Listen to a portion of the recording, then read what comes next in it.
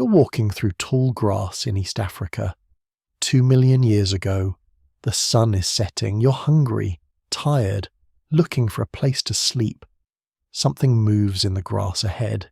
You freeze. Your heart pounds. Every muscle tenses. Your eyes scan the shadows. The grass sways. Could be wind. Could be something else. This moment. This terror. This was daily life for early humans. For millions of years, we think of ourselves as apex predators, top of the food chain, masters of the planet. But that's recent. Very recent. For most of human history, we were prey, not occasional prey, not rare victims of unlucky encounters. We were a primary food source. We were on the menu, regularly hunted, systematically killed, eaten. The evidence is in our bones, literally. Archaeologists find human remains with tooth marks, big tooth marks, puncture wounds in skulls, drag marks on leg bones. The signs are clear. Something was eating us. Lots of somethings, big cats, hyenas, wild dogs, crocodiles, giant eagles, even snakes. The list of predators that hunted early humans is long and terrifying. Here's what's hard to grasp. We weren't just avoiding predators. We were being actively hunted.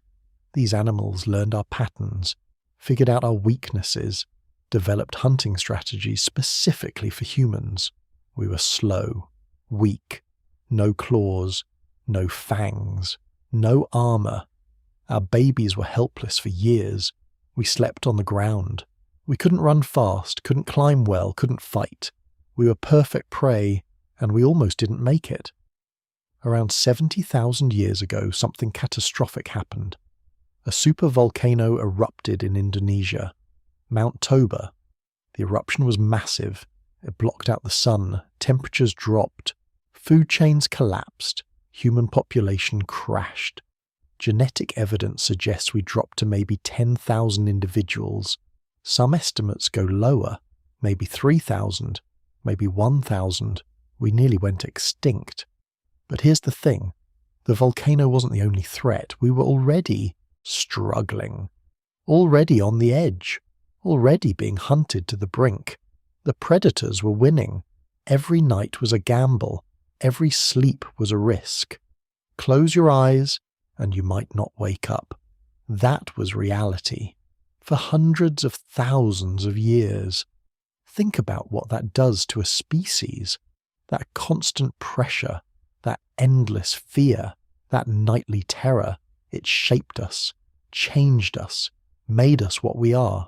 The anxiety you feel, the fear of the dark, the nightmares, the way your heart races at strange sounds, that's not a bug. That's a feature. That's survival programming written in blood over millions of years. We are the descendants of the ones who stayed alert, who heard the grass move, who felt the danger, who survived the night.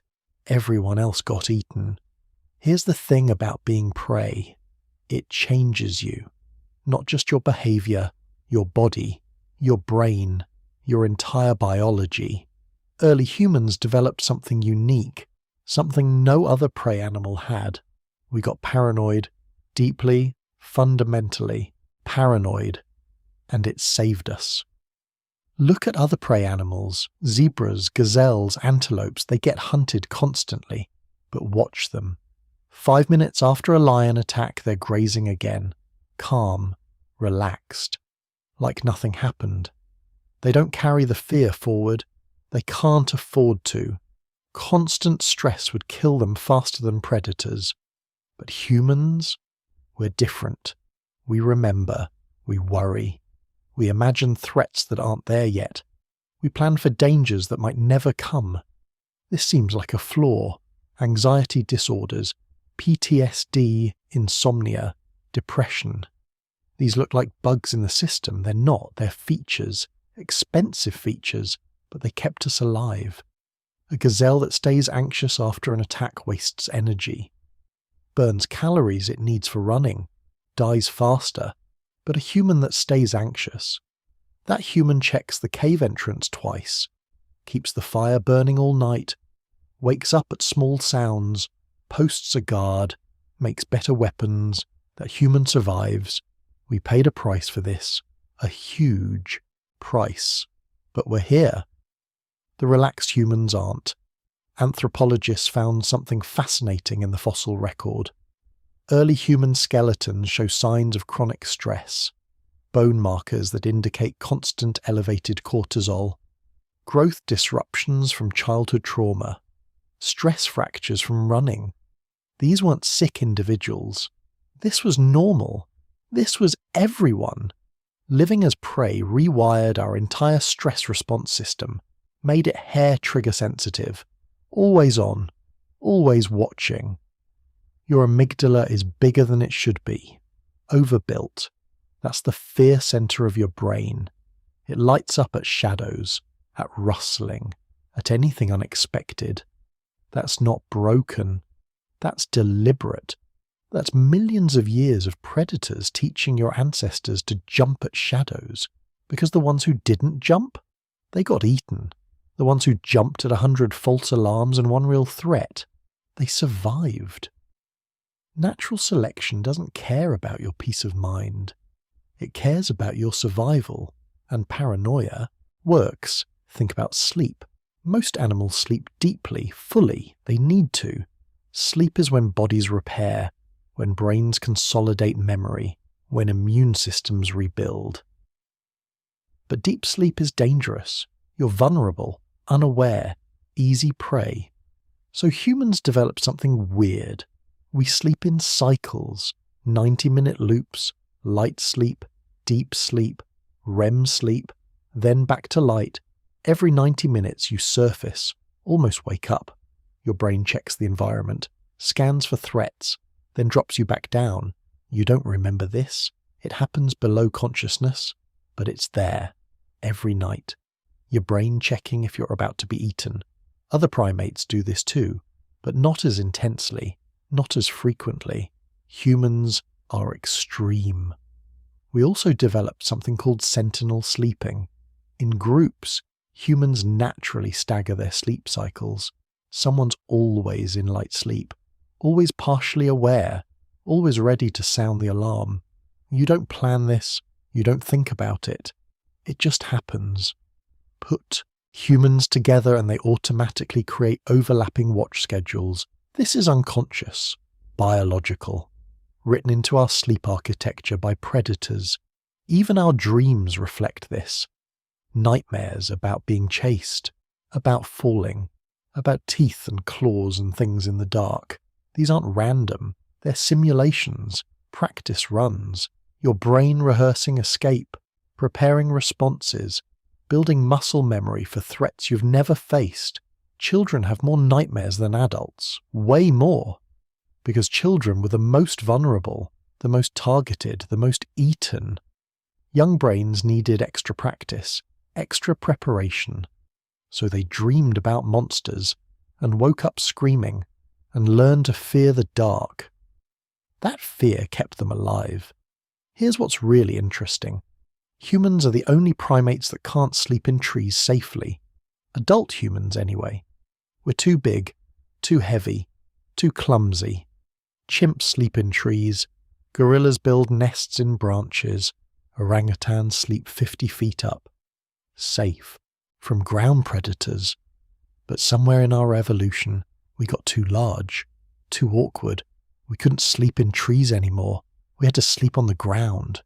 This was catastrophic. Ground sleeping is incredibly dangerous.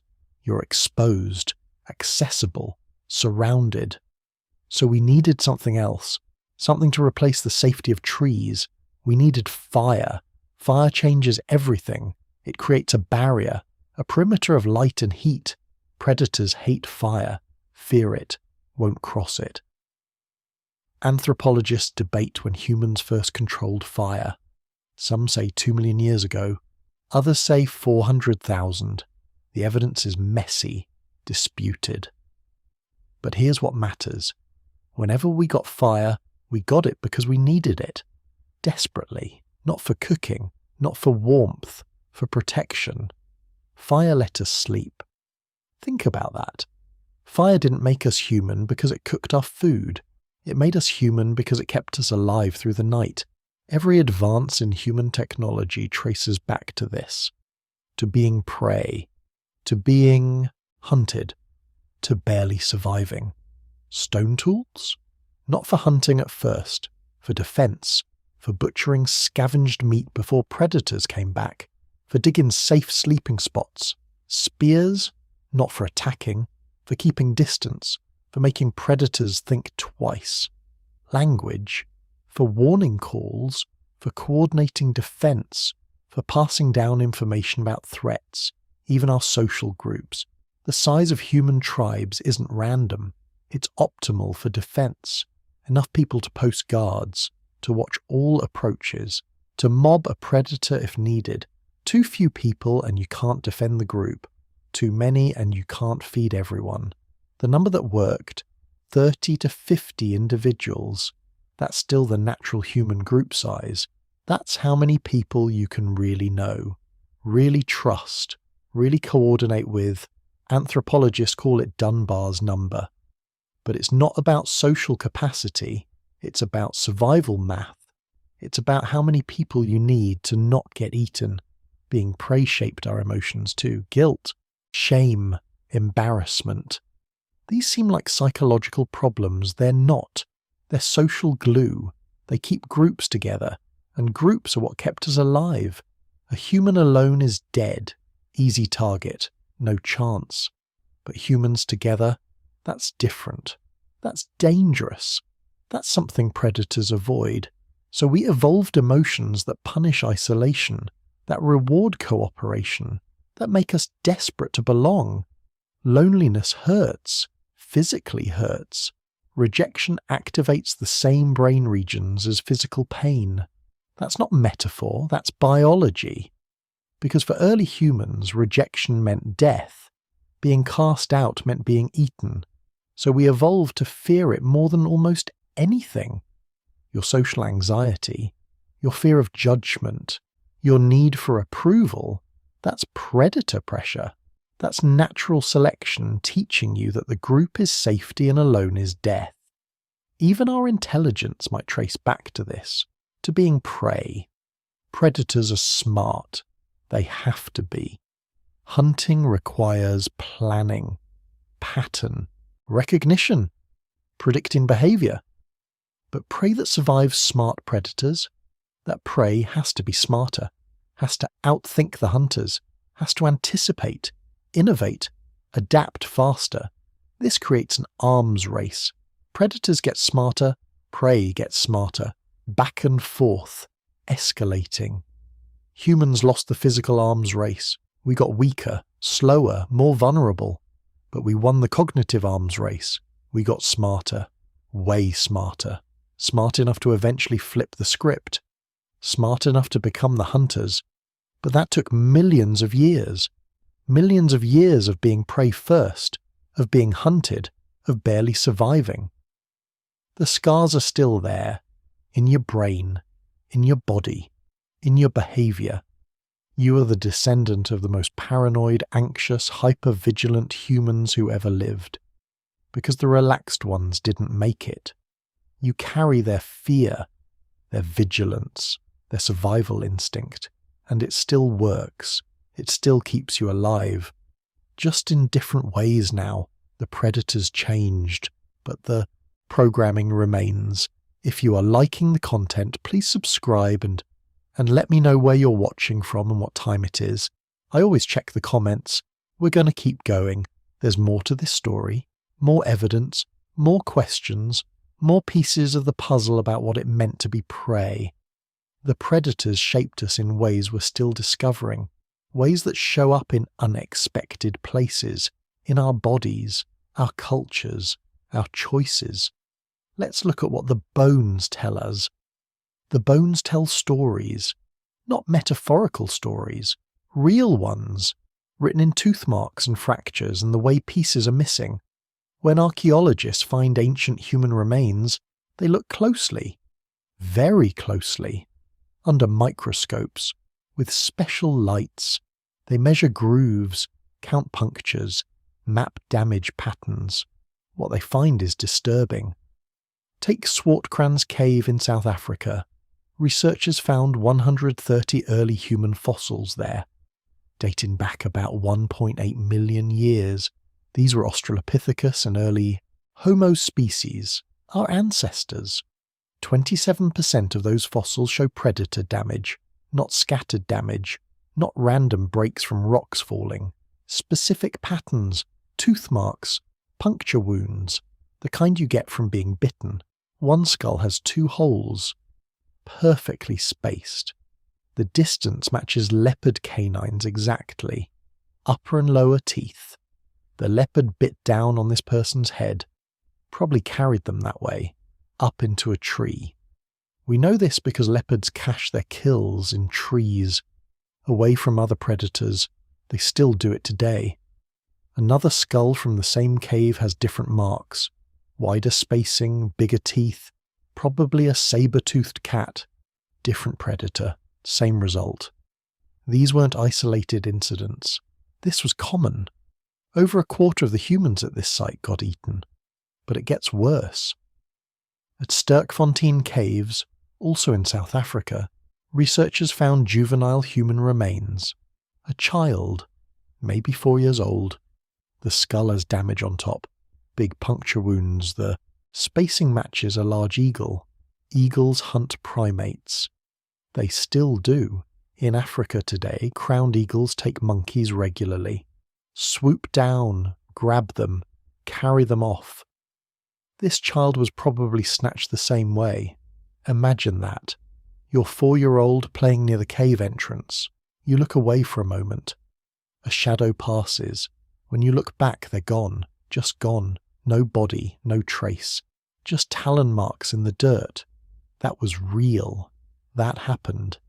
The evidence isn't just from Africa. In China, researchers found Homo erectus remains at Dragonbone Hill. The site is famous. Lots of fossils. But here's what's interesting.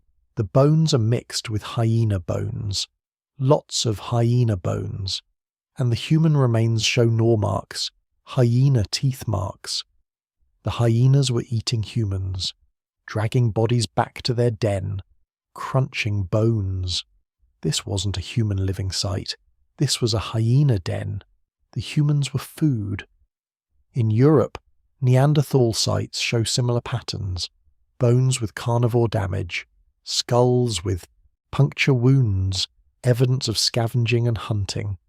One site in Croatia has Neanderthal remains mixed with cave bear bones. The bears were huge, bigger than modern bears. The damage pattern suggests the bears were eating the Neanderthals. But here's what's really interesting. It's not just the damage, it's what's missing. When archaeologists find animal kills, they find certain bones. Predators eat meat but leave some parts. Skulls often survive. Leg bones, ribs sometimes. But early human sites, lots of fragments, lots of broken pieces, not many complete skeletons. Something was eating everything, breaking bones for marrow, crunching skulls, taking whole bodies. The fossil record is biased. We only find the ones who got away, the ones killed near caves, the ones a predator abandoned, the lucky ones. For every fossil we find, how many just vanished, eaten completely, scattered, gone? Researchers estimate we found maybe 1% of early humans who lived, probably less. The rest disappeared. Most of them probably got eaten. There's another kind of evidence, rarer, more disturbing, coprolites, fossilized feces, predator droppings from millions of years ago. Some contain bone fragments, human bone fragments, identifiable under microscopes. These people were digested, passed through a predator's system. That's what's left of them. One coprolite from South Africa contains bone chips from multiple individuals, different ages. This predator ate several humans, maybe a family group. The teeth tell stories too. Predator teeth from early human sites show wear patterns, specific kinds of wear, from biting bone repeatedly. These animals were eating bone regularly, probably human bone. Some predator skulls show healed injuries, broken teeth, fractured jaws, from fighting, maybe from fighting humans. We fought back, sometimes, not often successfully, but we tried. One hyena skull from Ethiopia has a stone tool embedded in it. Someone threw a rock, hit the hyena. The rock stuck. The hyena survived. The bone grew around it. That hyena carried a human weapon in its skull for years, but that's rare. Most of the time, we lost.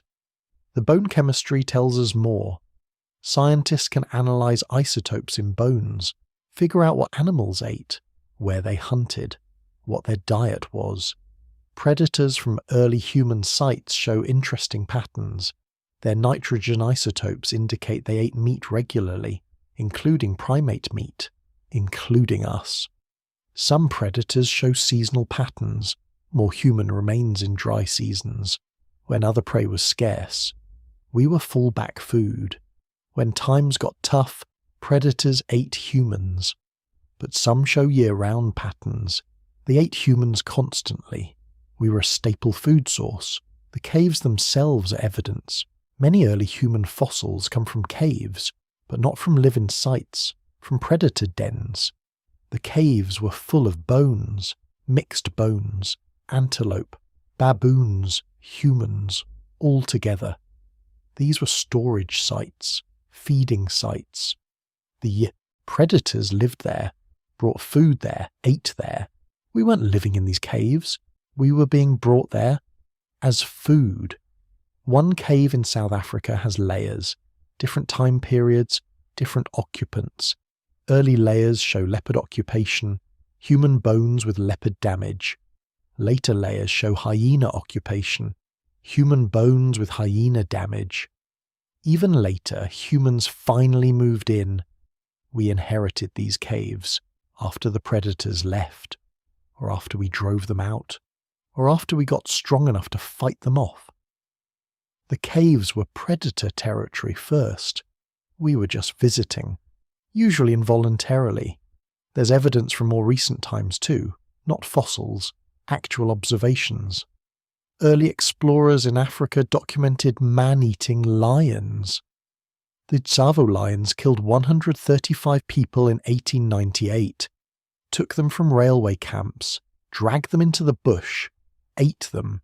The Champawat tiger in India killed 436 people, documented kills between 1907 and 1911, 4 years, one tiger. These weren't rare events, just rare documentation. This happened constantly before records, before guns, before we had the upper hand. The bones show this. The patterns are clear. The evidence is overwhelming. We were prey, regularly hunted, systematically killed, eaten. For millions of years, this was normal. This was life. This was what it meant to be human. The predators left their mark in our bones, in the fossil record, in the gaps where people should be but aren't. Every human alive today descends from the ones who survived, the ones who escaped, the ones who hid well enough, fought hard enough, got lucky enough. We carry that survival in our genes, in our instincts, in our fear of the dark, because the dark held real monsters, and they were hungry, and we were food. Smilodon wasn't a lion with big teeth. It was something else entirely, something built specifically to kill large prey, including us. The name means knife tooth. That's accurate. The canines were 7 inches long, curved, serrated, on the back edge, like steak knives growing out of its face. But here's what most people miss. Those teeth weren't for biting, not the way you'd think. Modern big cats kill with their canines. They bite the throat, crush the windpipe, suffocate prey, quick, efficient, works great. Smilodon couldn't do that. The teeth were too long, too fragile. They'd snap if it bit struggling prey. Researchers tested this. Computer models, stress analysis, The teeth couldn't handle sideways force. So what were they for? Precision killing. Smilodon hunted differently than modern cats. It was built like a linebacker. Short legs, massive shoulders, incredibly strong front limbs. It could pin prey, hold it down with pure strength. Then came the bite, not to the throat, to the belly, to major blood vessels. The teeth slid between ribs, severed arteries. The prey bled out in seconds. Fast, surgical, brutal. Paleontologists found Smilodon fossils across both Americas, from Alaska to Argentina. They lived in forests, grasslands, mountains. Everywhere humans went, Smilodon was there. The timeline matters. Smilodon appeared about 2.5 million years ago, went extinct around 10,000 years ago. That's a long overlap with humans, millions of years of sharing territory. The La Brea tar pits in Los Angeles preserve thousands of Smilodon skeletons, more than any other predator. They got trapped in the tar, died there, sank, got preserved perfectly. These fossils tell us a lot. First, Smilodon was social. The bones show healed injuries, broken legs that mended, infected teeth that an animal survived. These cats lived long enough to heal from serious wounds. That's impossible for a solitary hunter. A lone cat with a broken leg starves. But if you're in a group, others bring food. You survive. So Smilodon hunted in prides, like modern lions, but bigger, stronger, more specialized. Second, they ate megafauna, giant sloths, mastodons, bison. The isotope analysis of their bones shows a diet of large prey. They needed lots of meat. But megafauna weren't always available, especially during lean times, ice ages, droughts, when big prey was scarce. That's when they ate humans. We know this from cut marks. Human bones from Smilodon sites show damage patterns, defleshing marks. Someone was removing meat from these bones, processing them. Some researchers think humans scavenged Smilodon kills. Maybe, but the evidence goes both ways. Some human bones show Smilodon tooth marks, direct predation. One skull from Brazil has puncture wounds. The spacing matches Smilodon canines. The depth matches too. This person was bitten in the head, probably killed instantly. Another site in Chile shows something interesting. Human remains mixed with Smilodon remains, both butchered, both processed the same way. Something was eating both species, maybe dire wolves, maybe other predators, but the point stands. Humans and Smilodon both ended up as food. We were in the same food web. Sometimes we ate them. Sometimes they ate us. The extinction timing is fascinating. Smilodon vanished 10,000 years ago, right when humans developed advanced hunting technology. Atlatls, spear throwers, better coordination, better tactics. Coincidence? Probably not.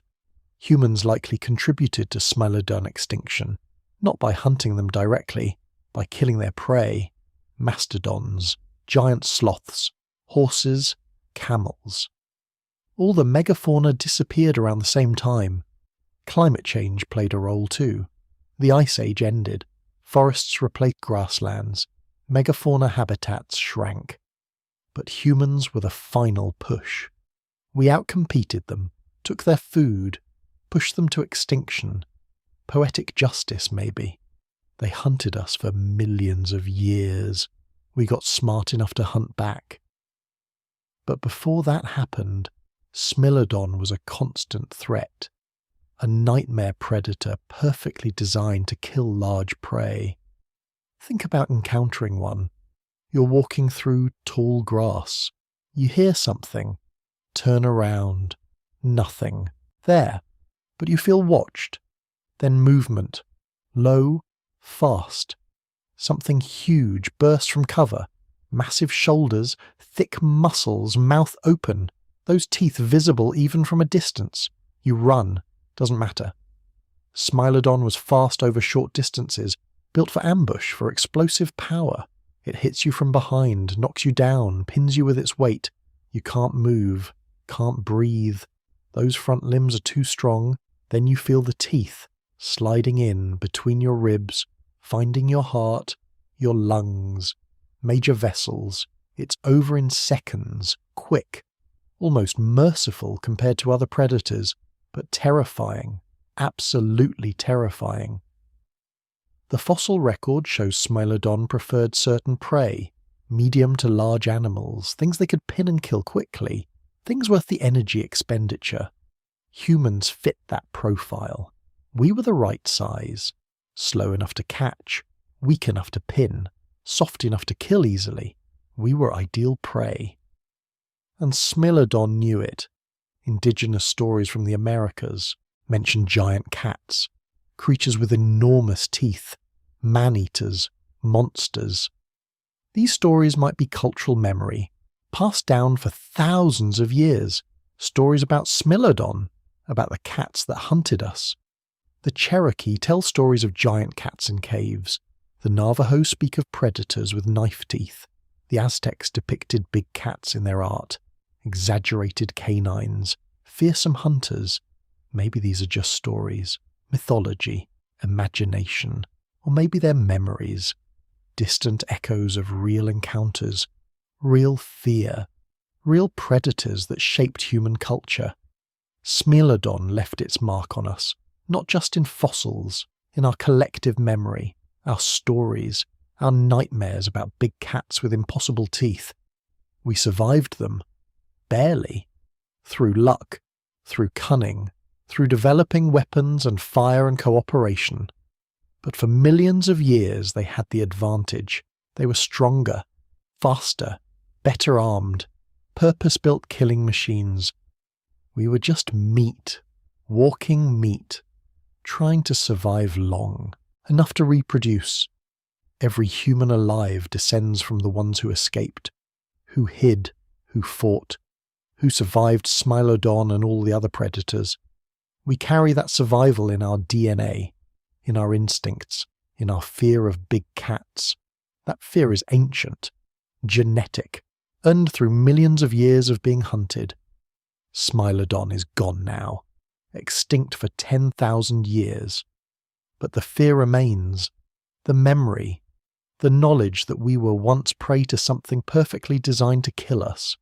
Those 7-inch teeth, those massive shoulders, that surgical precision, that was real, that hunted us, that killed us. And we're only here because some of us survived. Cave lions weren't lions, not really. They were their own species, Panthera spelea, bigger than any cat alive today, heavier than modern lions by 25%. Some males weighed over 700 pounds. They lived across Europe and Asia, from Britain to Siberia. Anywhere humans went, cave lions followed. The fossil record shows them everywhere, in caves, in open, plains, in forests. They adapted to every environment. Cold climates, warm climates, didn't matter. They hunted us for 300,000 years. Here's what made them different from Smilodon. Cave lions didn't ambush. They stalked, followed, waited, silent pursuit. Smilodon was explosive power, quick strikes, surgical kills, over in seconds. Cave lions took their time. They'd follow a human group for days, just watching, learning patterns, figuring out who was weak, who was slow, who wandered off alone. Then they'd strike. Not when you expected, when you relaxed. We know this from cave art. Humans drew cave lions constantly, more than any other predator. The Chauvet Cave in France has dozens of cave lion paintings, dating back 36,000 years. These aren't random sketches. They're detailed, accurate. The proportions are right. The musculature is right. The posture is right. These artists knew cave lions intimately, studied them, feared them, remembered every detail. One painting shows a cave lion stalking, head low, eyes forward, the exact posture modern lions use when hunting. Another shows a pride, multiple lions together, working as a group. Cave lions were social, like modern lions, but bigger, stronger, smarter about hunting humans. The DNA evidence tells us something interesting. Cave lions split from modern lions about 500,000 years ago. They evolved separately, adapted to Ice Age conditions, to hunting megafauna, and to hunting us. Their skulls show massive jaw muscles. Bite force estimates put them at over 1,500 pounds per square inch. That's enough to crush bone, to crack open a human skull like an egg. But they didn't usually bite the head. Too risky. Humans fight back, throw rocks, use weapons. Cave lions went for the back, the neck, the spine. They'd knock you down from behind, pin you, bite through your neck vertebrae, severing the spinal cord, instant paralysis, then death, quick, efficient, quiet. The Paleolithic sites across Europe show human remains with cave lion damage, not as many as leopard kills, but enough to show a pattern. One site in Germany has 3 human skeletons, all showing the same injury pattern, neck damage, bite marks at the base of the skull. The spacing matches cave lion teeth. These people were killed the same way, same predator, same method, maybe the same individual lion, learning that humans were easy prey, coming back for more. Another site in Russia shows something chilling. A human skull inside a cave lion den, mixed with other prey bones, ibex, deer, horse, human, all food, all processed the same way, bones cracked open for marrow, skulls broken for brains. The cave lion didn't see us as special. We were just another prey animal, another source of meat. Here's what's terrifying about cave lions. They hunted at night. Their eye structure shows adaptations for low light, large pupils, reflective layer behind the retina. They saw better in darkness than we ever could. Humans needed fire to see at night, to stay safe, to keep predators away. But fire also made us visible, a beacon in the darkness, saying, "Here we are." Cave lions learned to watch fires, to circle camps, to wait for someone to step away from the light. One moment you're by the fire, warm, safe, surrounded by your group. You need to pee, or check a noise, or grab something from outside the circle. You step into the darkness, just for a moment. That's when it happens. Fast, silent. You don't even have time to scream. Your group hears something, a thud, a dragging sound. They grab torches, look around. You're gone, just gone, disappeared into the night. By morning they might find drag marks, blood, maybe some torn clothing, but probably nothing. Cave lions were thorough. They consumed everything, bones and all. The psychological impact of this was enormous. Humans developed intense fear of the dark, of being alone, of leaving the group. These aren't irrational fears, they're survival instincts, burned into our DNA through thousands of generations of being hunted. Even today, most people feel uneasy in the dark, especially alone, especially in wild places. That's cave lions. That's the memory of being prey. The extinction timeline is interesting. Cave lions survived until about 14,000 years ago in Europe. Later in Siberia, maybe as recent as 10,000 years ago, they overlapped with modern humans, with Neanderthals, with Denisovans. They hunted all of us. But as humans got better at hunting, cave lion populations declined. We killed their prey, took over their territory, pushed them to marginal habitats. Climate change helped. The Ice Age ended, forests replaced grasslands, megafauna disappeared. But humans were the main factor. We outcompeted them, drove them to extinction, not through direct hunting, through being better at survival, better at adapting, better at taking resources. We won by being smarter, not stronger. But before that victory, cave lions shaped human behavior in fundamental ways. Look at human sleeping patterns. We're terrible sleepers. We wake up constantly, check our surroundings, listen for sounds. Other primates sleep deeply, for hours, uninterrupted. We can't. Our sleep is fragmented, light, easily disturbed. That's cave lions. That's thousands of generations of needing to wake up when something approaches, when something moves in the darkness. The ones who slept deeply didn't wake up. The ones who slept lightly heard the cave lion coming, had a chance to grab a weapon, to yell, to fight. We descend from light sleepers, from people who couldn't rest easy, who stayed vigilant even in sleep. Look at human group behavior. We hate being alone. We're intensely social. We need others around us to feel safe. That's not just psychology. That's survival strategy. Groups survive. Individuals get picked off. Cave lions preferred lone targets. Easier to kill. Less risk of injury, no one to interfere, so humans stayed together. Constantly. Obsessively. Even when it was inconvenient. Even when resources were scarce. Better to share limited food with a group than to have plenty alone. Because alone, you're food. This drive for social connection is hardwired, ancient, essential. It kept us alive when everything else wanted us dead. The cave paintings show this too. Humans drew themselves in groups, always together, hunting together, gathering together. Even the art was communal. Rarely do you see a lone human in Ice Age art, but you see lone predators, watching, waiting. That's the reality they lived. Predators were everywhere. Safety was in numbers. One painting in France shows a human figure, small, vulnerable, surrounded by animal tracks, lion tracks, hyena tracks, wolf tracks. The message is clear.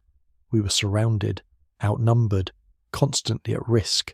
But we survived, through vigilance, through cooperation, through never letting our guard down.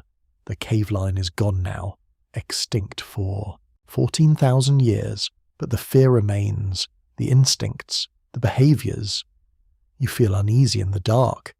That's cave lions. You sleep poorly in unfamiliar places. That's cave lions. You want people around you at night. That's cave lions. These aren't quirks. They're survival mechanisms. Tested over 300,000 years, refined through countless deaths, perfected through natural selection. Every human alive carries cave lion adaptations in our behavior, our psychology, our DNA. We're the descendants of the paranoid ones, the vigilant ones, the ones who never truly relaxed. The relaxed ones didn't make it. They became food. Their genes died with them. We carry forward the genetics of survivors, of people who lived in constant low-level fear, who checked the shadows, who kept the fire burning, who stayed together. That's our inheritance, not just from cave lions, from all the predators that hunted us. But cave lions were special. They hunted us the longest, across the widest range, with the most success. They shaped us, made us what we are, gave us the anxiety and vigilance that eventually let us dominate the planet. We won, but we carry the scars, the memories, the instincts. Every time you feel watched in the dark, every time you check over your shoulder, every time you can't sleep in a strange place, that's cave lions, still hunting us, still shaping our behavior, even from extinction. The short-faced bear was the stuff of nightmares, Arctodus simus, the giant short-faced bear, standing 12 feet tall on its hind legs, weighing up to 2,000 pounds, the largest mammalian land predator in North America, ever. It lived from about 800,000 years ago until 11,000 years ago, right alongside humans, hunting the same territories, competing for the same prey, and sometimes hunting us. Here's what made it different from modern bears. Modern grizzlies are omnivores. They eat berries, roots, fish, insects, meat when they can get it, but mostly plants. The short-faced bear was pure carnivore, built for killing, specialized for it. Look at the skull. Long, narrow, powerful jaws, teeth designed for shearing meat, not grinding plants, not crushing bones like hyenas, slicing, cutting, processing flesh. The legs were long, proportionally longer than any bear alive today. This thing could run. Fast. Scientists estimate it could hit 40 miles per hour, maybe faster. A grizzly tops out around 35, and grizzlies are terrifying when they charge. Imagine something bigger, faster, more aggressive. That's what early Americans faced. The short-faced bear ranged across North America, from Alaska to Mexico, from coast to coast. Anywhere there was prey, it went. Fossil sites show it preferred open country, grasslands, prairies, places where it could use its speed. It hunted during the day. Unlike cave lions or saber-toothed cats, it didn't need darkness, didn't need ambush. It just ran things down, chased them until they collapsed, then killed them. Paleontologists debate whether it was a pure predator or a scavenger. The evidence suggests both. The legs say predator, built for pursuit, for covering ground fast. But the teeth show wear patterns consistent with scavenging, gnawing on bones, processing carcasses other predators left behind. Probably it did both. Killed when it could, stole kills when convenient, used its size to intimidate other predators away from food. Nothing could stop it. Nothing could fight it. It was too big, too strong, too fast. Humans arriving in North America 15,000 years ago walked into its territory. Small groups, maybe a few hundred people, spreading slowly south from Alaska. They had spears, fire, stone tools, intelligence, but they'd never seen anything like the short-faced bear. One fossil site in Missouri tells a grim story. Human remains mixed with short-faced bear bones. The humans show trauma, broken bones, bite marks. The bear was eating there, processing a kill. Humans came too, close, or the bear saw them as prey. Either way, it ended badly. Another site in Wyoming shows something different. A short-faced bear skeleton with a spear point embedded in its ribs, deep, between the ribs, into the chest cavity. Someone killed this bear, stabbed it, got close enough to drive a spear into its body. That's either incredibly brave or incredibly desperate. Probably both. The bear probably charged. Someone stood their ground, braced the spear, let the bear impale itself. Or maybe they ambushed it, wounded it, tracked it until it weakened, finished it off. Either way, this was dangerous. Deadly dangerous. Modern bear attacks are terrifying. People survive grizzly attacks sometimes, play dead, get mauled but live. Nobody survived a short-faced bear attack. Not without help, not without weapons, not without fire. The size difference was too great, the power too overwhelming. Think about what 2,000 pounds means. That's a small car, moving at 40 miles per hour. With claws and teeth, one swipe could break your spine, shatter your skull, tear off limbs, and it was fast. You couldn't outrun it, couldn't climb away, couldn't hide. Your only chance was fighting, together, with weapons, with fire. Early Americans learned this fast. Stay in groups. Never wander alone. Keep weapons ready. Keep fire burning. The archaeological record shows something interesting. Sites with short-faced bear fossils nearby show different human behaviour. More defensive positioning. Camps on high ground, near cliffs, places with natural barriers, more weapons, more spear points, more tools designed for fighting, not just hunting. Humans adapted, changed tactics, became more cautious, more prepared, but the cost was high.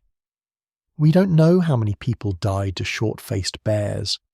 The fossil record doesn't preserve most deaths, but we can guess, based on territory overlap, based on bear population estimates, based on how often they crossed paths, probably hundreds, died, maybe thousands. Over the few thousand years they coexisted, that's significant. For small human populations, every death mattered. Every loss was catastrophic. One person killed by a bear meant one less hunter, one less mother, one less person to pass on knowledge. Groups that lost too many people didn't survive, couldn't maintain themselves, disappeared. The groups that made it were the careful ones, the prepared ones, the ones who took the threat seriously. Here's what's fascinating.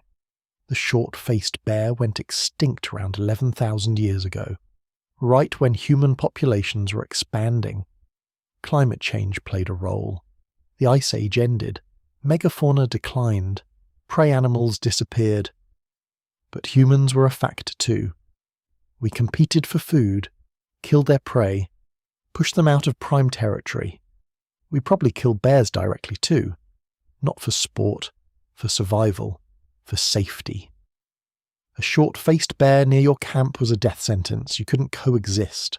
One of you had to go, so humans organised, hunted them, drove them away, killed them when possible.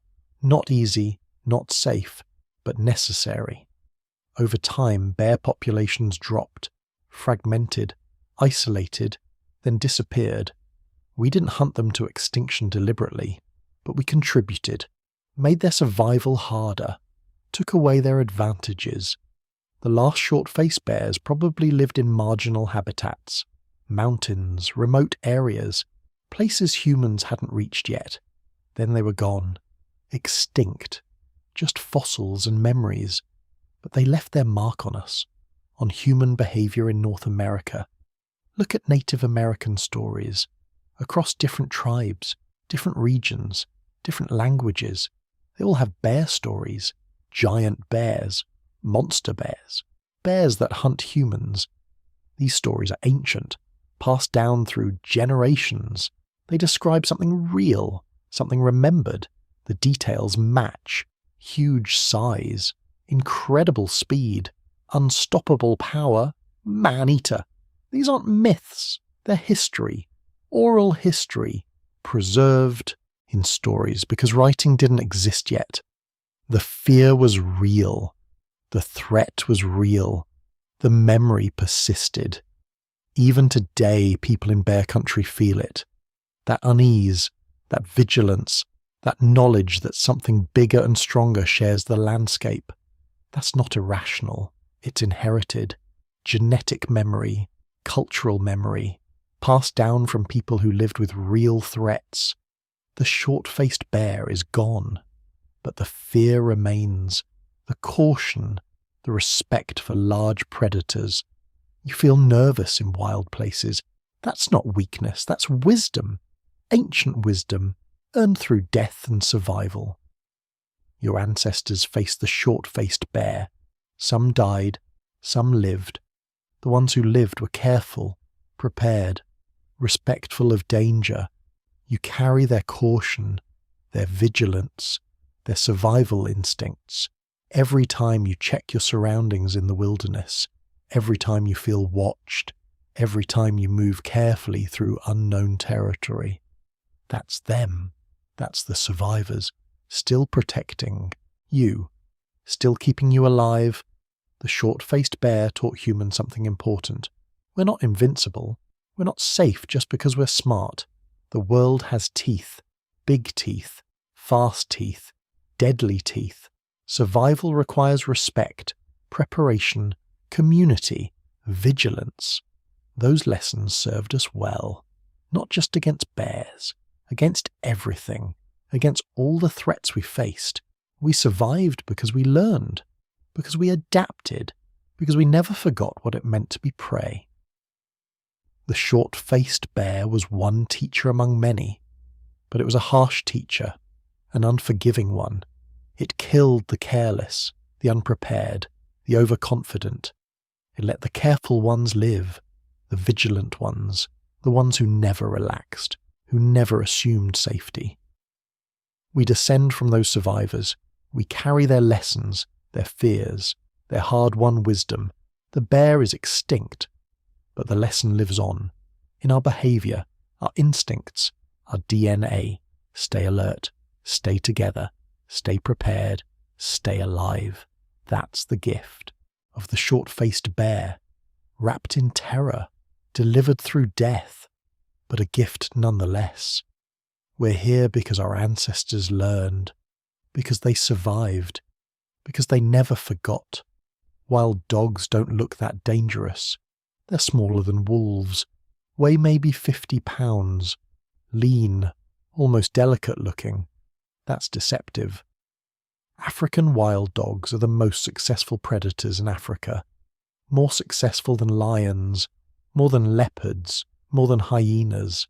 Their kill rate is 80%. 8 out of 10 hunts end with a kill. Lions succeed about 30% of the time. Leopards maybe 40%. Hyenas around 50%. Wild dogs? 80%. They don't hunt alone. That's the key. They work as packs. Coordinated, strategic, relentless. A pack can have 20 dogs, sometimes more. They spread out, surround prey, cut off escape routes. One dog chases. When it tires, another takes over, then another. They rotate. Fresh legs constantly. The prey runs until it can't anymore, until its muscles give out, until it collapses. Then the pack moves in, fast, efficient. The kill happens in minutes. This wasn't unique to Africa. Wild dogs ranged across continents, different species, same strategy. Europe had them, Asia, the Americas. Everywhere humans lived, pack hunters lived too. Dire wolves in North America hunted in packs, bigger than modern wolves, stronger jaws, built for taking down huge prey. They weighed up to 150 pounds, stood 3 feet tall at the shoulder. Their bite force was twice that of grey wolves. Fossil sites show them hunting together. Multiple wolves dying in the same tar pits, same floods. They stayed together even when trapped. That's pack loyalty. That's coordination. Dholes in Asia still hunt this way. Red dogs, smaller than wolves, but deadly in groups. A pack of 20 dholes can take down a tiger. They harass it, bite from all sides, wear it down. Eventually the tiger falls. If they can kill tigers, humans were easy. Early humans faced this constantly, not individual. Predators, groups, coordinated attacks, multiple threats at once. You can fight one animal, maybe, with weapons, with fire, with luck. But 5, 10, 20? No chance. Pack hunters changed everything about human survival. You couldn't just be tough. You had to be smart. Smarter than the pack. Watch how wild dogs hunt today. They communicate, constant communication. Sounds, body language, coordinated movements. They assign roles. Some chase, some cut off escape, some wait in ambush. They adapt mid-hunt. If prey goes left, the formation shifts. If it turns back, they adjust. This requires intelligence, planning, understanding what others are doing. Early humans had to counter this, had to develop their own pack tactics, stay in groups, never wander alone, post lookouts, create defensive positions, use weapons together, coordinate attacks, protect the weak. We learned pack behavior from pack hunters.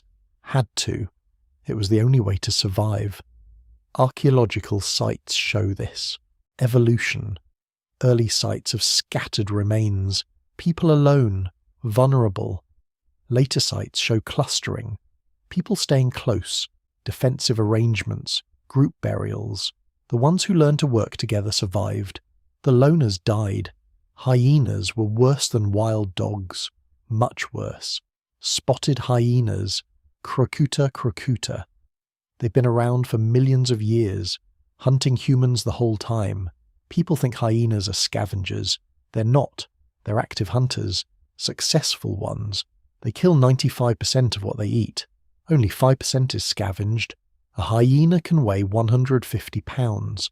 Females are bigger than males, stronger, more aggressive. Their jaws are the most powerful of any mammal their size. Bite force over 1,100 pounds per square inch. They can crack elephant bones, crush skulls, break through anything, and they hunt in packs. Clans of up to 80 individuals. Imagine 80 hyenas working together, hunting you.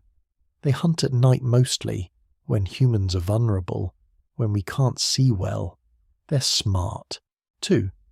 Really smart. Problem-solving intelligence that rivals primates. Researchers tested this, gave hyenas puzzles, complex ones. They solved them faster than chimpanzees.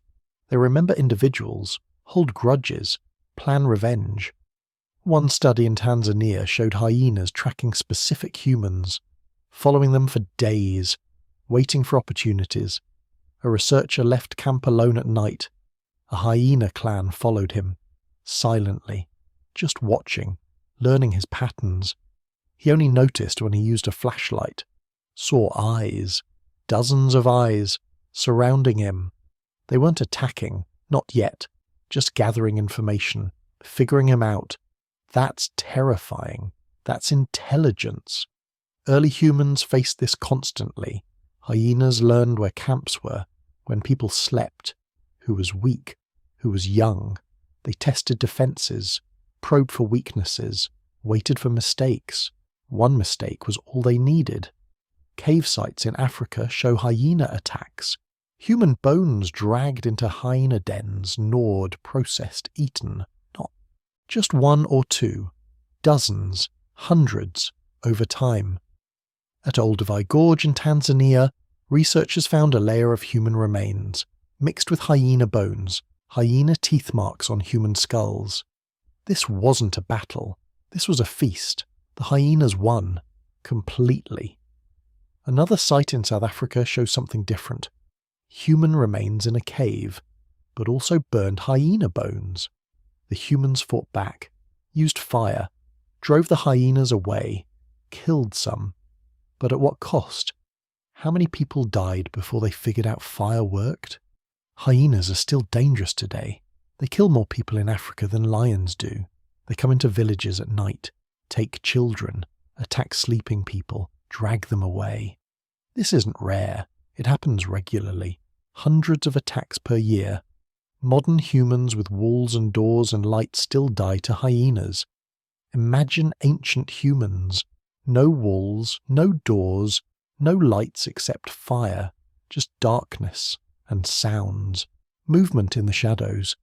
The psychological impact was massive. Constant fear, constant vigilance, never relaxing. You couldn't sleep deeply. Someone had to stay awake, always watching, always listening.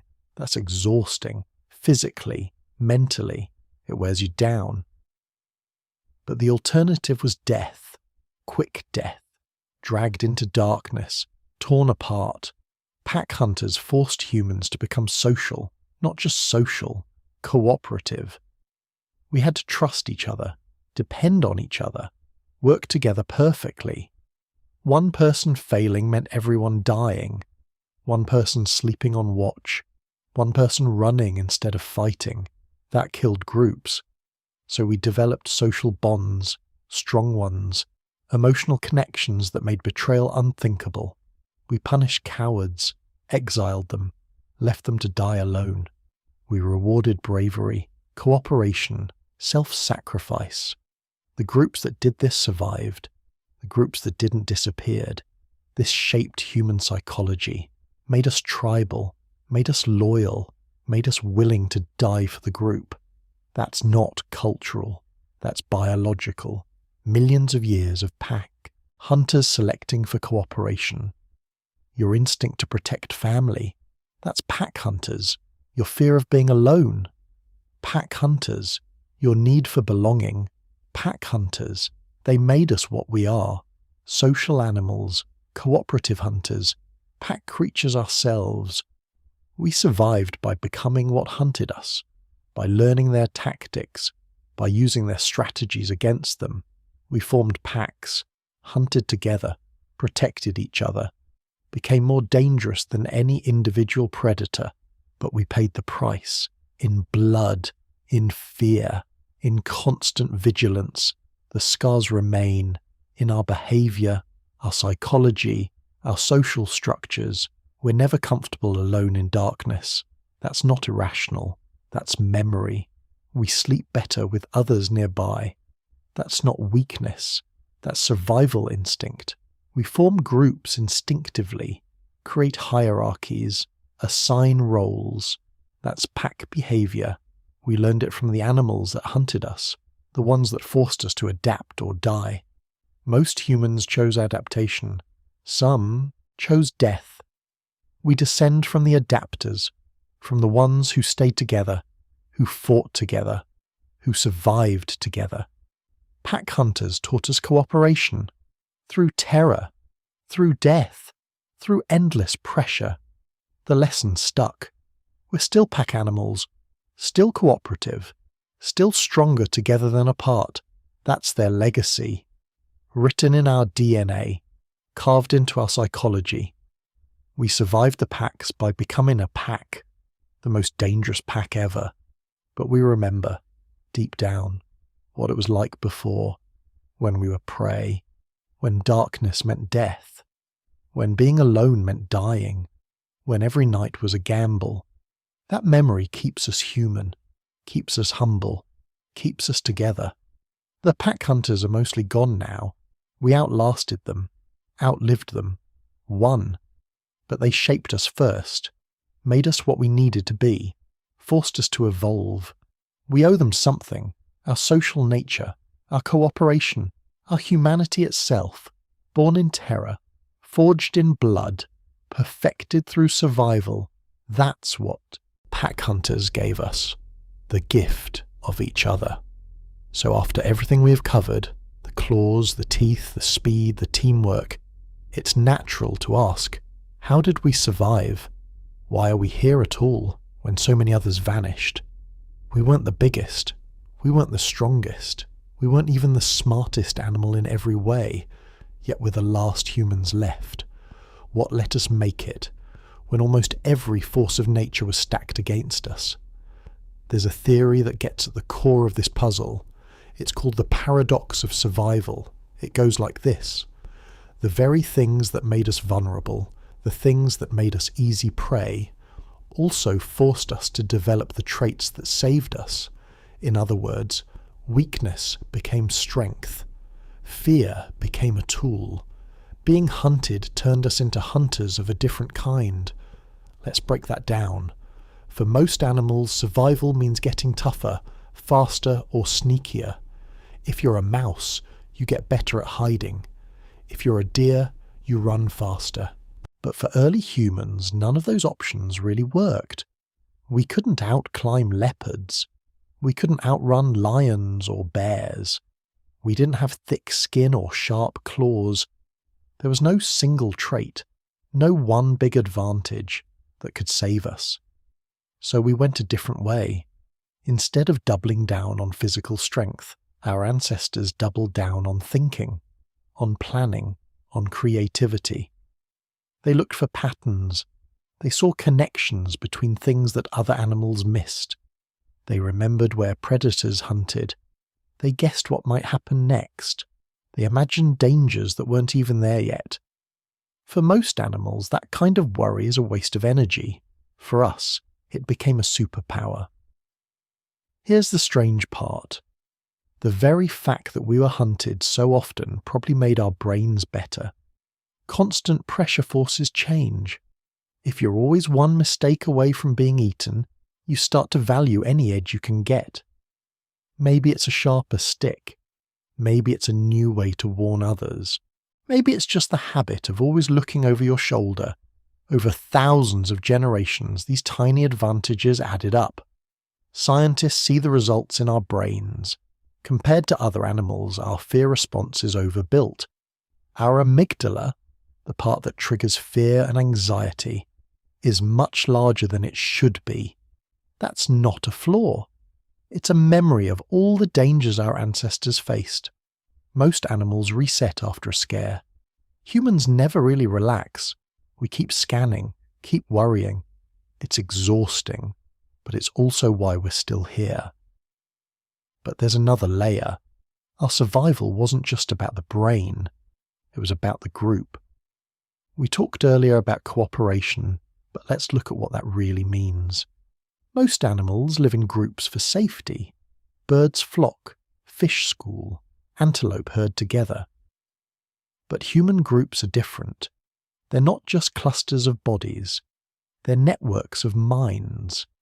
Think about what happens in a human group under threat. People warn each other. They share what they know. Someone sees a shadow in the grass and the whole group changes direction. Someone invents a new weapon and suddenly everyone's safer. One person's idea can save dozens. That's something you almost never see in the animal world. And this is where it gets really interesting. The need to survive didn't just shape our bodies or our brains, it shaped our culture. Early humans developed rituals, stories, songs, myths about monsters in the dark. These weren't just entertainment. They were survival tools. They taught children what to fear. They reminded adults not to get careless. The stories stuck because they worked. Look at the evidence from ancient campsites. In many places, archaeologists find circles of stones around fire pits. The stones aren't just for cooking, they're for safety. They create a barrier. They keep the fire from going out. They mark the line between safety and danger. In some sites, people even stacked thorn bushes around their sleeping area.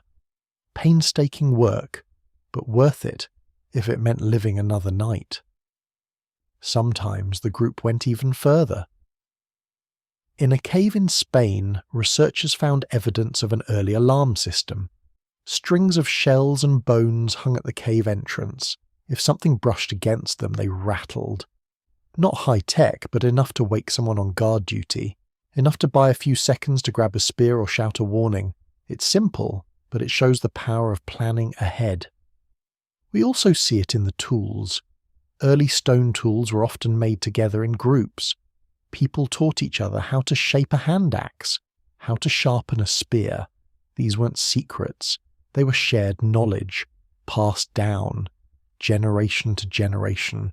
The more people who knew, the safer the group became. But why didn't other animals do this? Why didn't they invent their own cultures? Here's the thing. Most animals don't need to. Their bodies are already perfect for their environment. They're born knowing what to do. Humans weren't. We had to learn everything the hard way. Every mistake cost lives. That pain forced us to remember, to teach, to invent. There's another twist to the paradox. The more we worked together, the more we depended on each other. That sounds obvious, but it had consequences. If someone broke the rules, if they stole food or left their post or lied about a threat, the whole group could die. So humans started to enforce social norms. They punished cheaters. They honoured heroes. They told stories about loyalty and betrayal. Over time, these became the roots of law, of morality, of everything we call human society. It wasn't just about staying alive. It was about building trust. You had to know that the person next to you would watch your back, that they wouldn't run if things got scary. This trust went deep. It shaped how we raised children, how we mourned the dead, even how we shared food. Small groups could survive without it. Larger groups couldn't. Some scientists think this need for trust explains why humans are so good at reading faces, at hearing tiny changes in someone's voice, at spotting lies. These skills aren't just for fun, they're survival tools.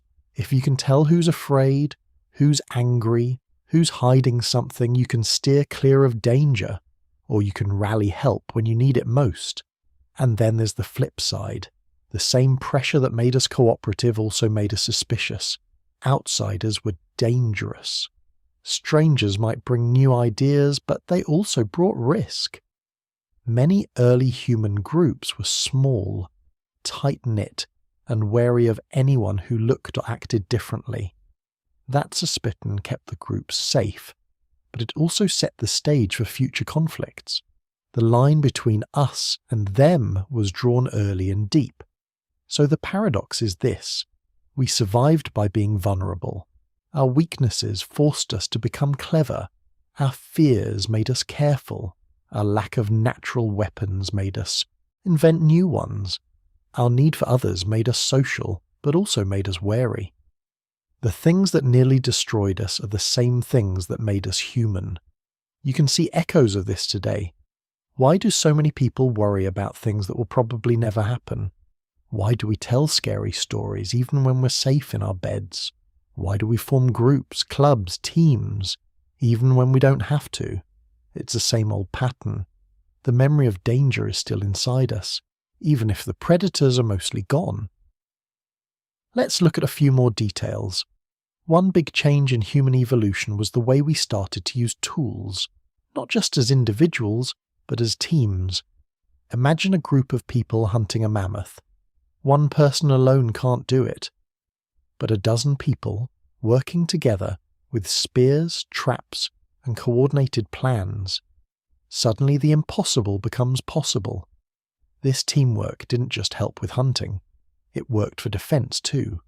If a pride of a lion's attacked, a group of humans could throw stones, wave torches, bang sticks. Even if they couldn't kill the lions, they could make themselves too much trouble to bother with. Sometimes that's all it took. The archaeological sites back this up. There are places where you find layers of burned animal bones mixed with human tools. That means people were using fire not just for warmth, but for defense. Fire kept predators at bay.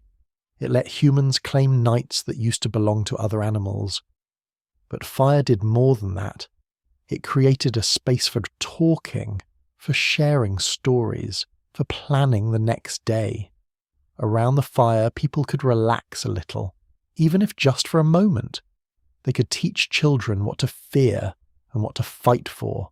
They could build the bonds that made the group strong. And here's something else. Our memory for bad things, trauma, fear, loss, is stronger than our memory for good things. Psychologists call this negativity bias. It means we remember threats more clearly than rewards. That's not a bug. It's a survival hack. If you forget where the leopard hunts, you die. If you remember, you live.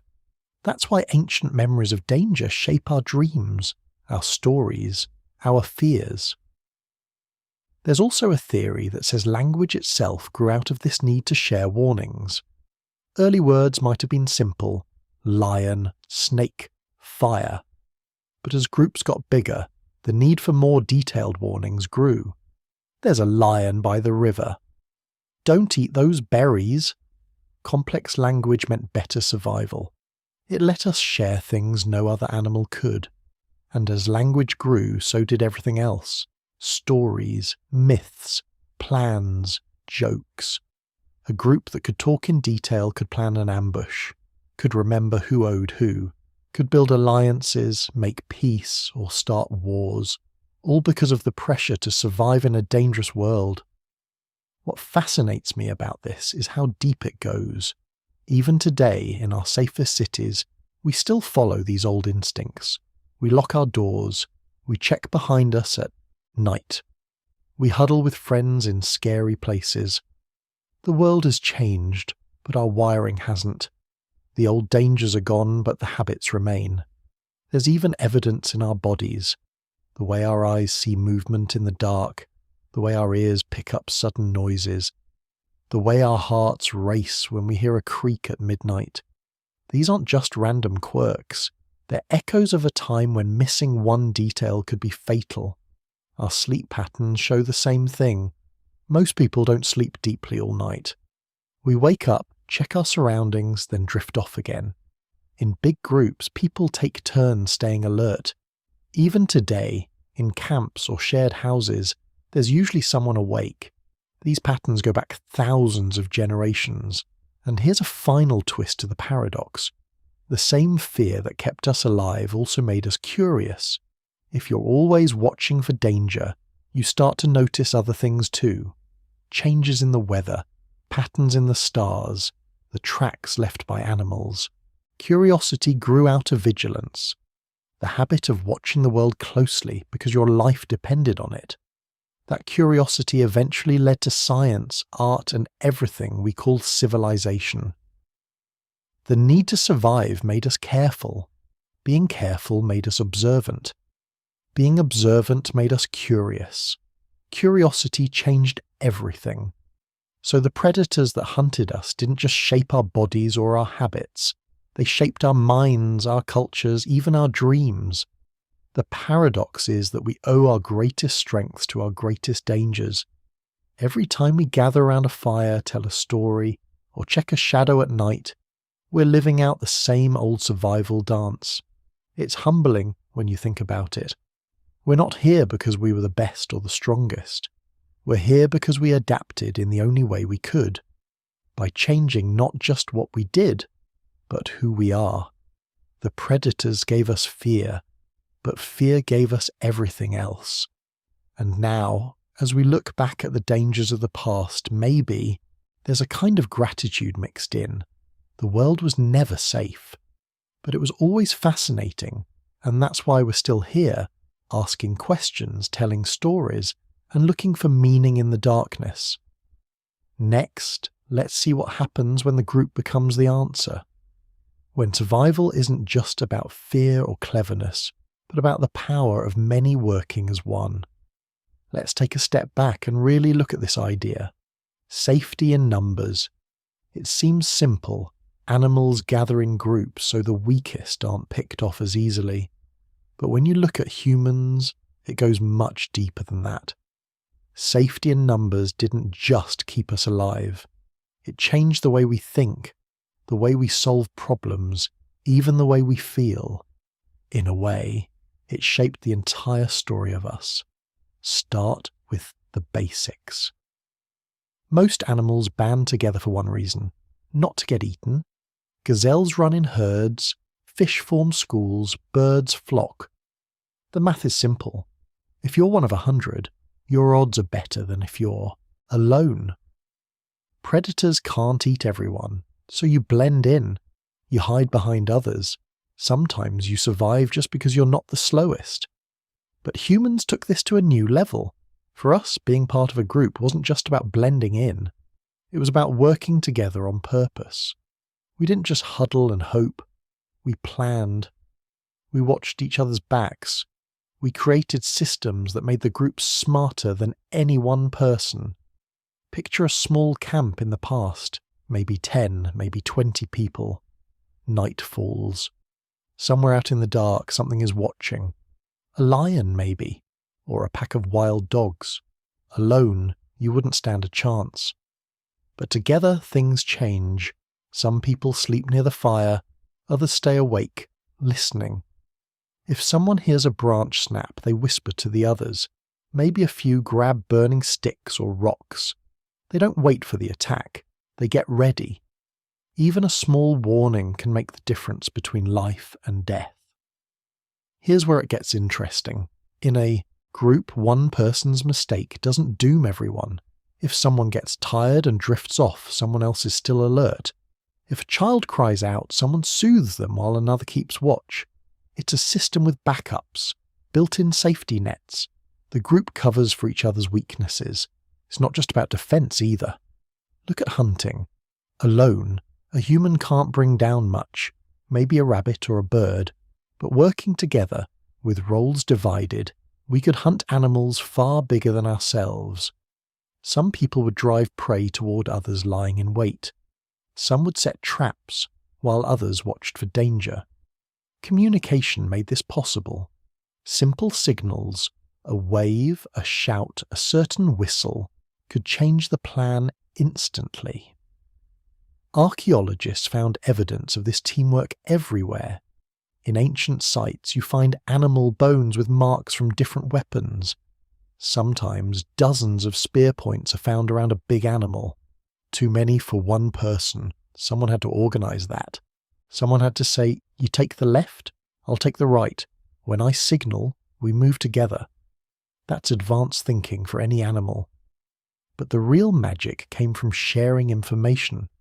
Imagine someone in the group notices that a certain patch of grass always hides snakes, or that a certain tree always has fruit in the spring. Instead of keeping it to themselves, they tell others. Maybe they show their children. Maybe they tell a story about it around the fire. Suddenly everyone knows. The whole group benefits, safer, better fed, more relaxed. This goes beyond simple survival. The more people share, the more knowledge grows. One person figures out a better way to sharpen a stone. Another learns how to tie a stronger knot. Soon the group has dozens of small improvements. Over time, these add up. You get traditions, skills, even technology. Nothing fancy at first, but enough to set us apart. Some scientists call this the ratchet effect. Here's how it works. Animals can invent things, but those things usually fade when the animal dies. With humans, new tricks stick around. They get passed down. The group doesn't forget. Each generation starts a little ahead of the last. The ratchet only moves one way, forward. But none of this works if people don't trust each other. Cooperation is risky. If you warn someone about a predator, you might save them and not yourself. If you share food, there's less for you. Why do it? For humans, the answer is reputation. Groups remember who helps and who doesn't. If you're generous, people will help you later. If you're selfish, you might get left behind. This creates a kind of invisible web. Everyone is watching. Everyone is being watched. It keeps people honest most of the time. There's an emotional side to this too. Scientists have found that strong social bonds actually lower stress. If you're alone, every sound in the dark feels like a threat. In a group, you relax a little. You know someone else is watching. You can let your guard down, even for a moment. That's huge. Chronic stress wears down the body. It makes you sick, weak, distracted. Safety in numbers isn't just about avoiding danger. It's about getting enough rest to face the next day. There are some wild facts here. In some hunter-gatherer groups today, people share almost all their food. A good hunter will give away most of the meat. Why? Because next time, someone else might get lucky. It's a safety net that only works if everyone plays along. If you're greedy, the group will notice and they won't forget. This keeps the group strong. But there's another side to group living. When people depend on each other, they also have to solve arguments. Disagreements can turn deadly. If two people fight, it can split the group. So over time, humans invented ways to patch things up. Sometimes it's a ritual. Sometimes it's a joke to break the tension. Sometimes it's just talking things out by the fire. The group survives because it knows how to heal itself. Think about predators looking at a group of humans. A lone person is an easy target. A group with torches, stones, and loud voices is a problem. Most predators don't want a fight. They want an easy meal. If a group makes enough noise, throws enough rocks, or looks big enough, the predator often gives up. This is called mobbing. Birds do it to hawks. Monkeys do it to leopards. Humans perfected it. There's even evidence that early humans used this to protect their young. In some places, you find children buried together, not alone. This suggests that kids stuck together for safety, even in death.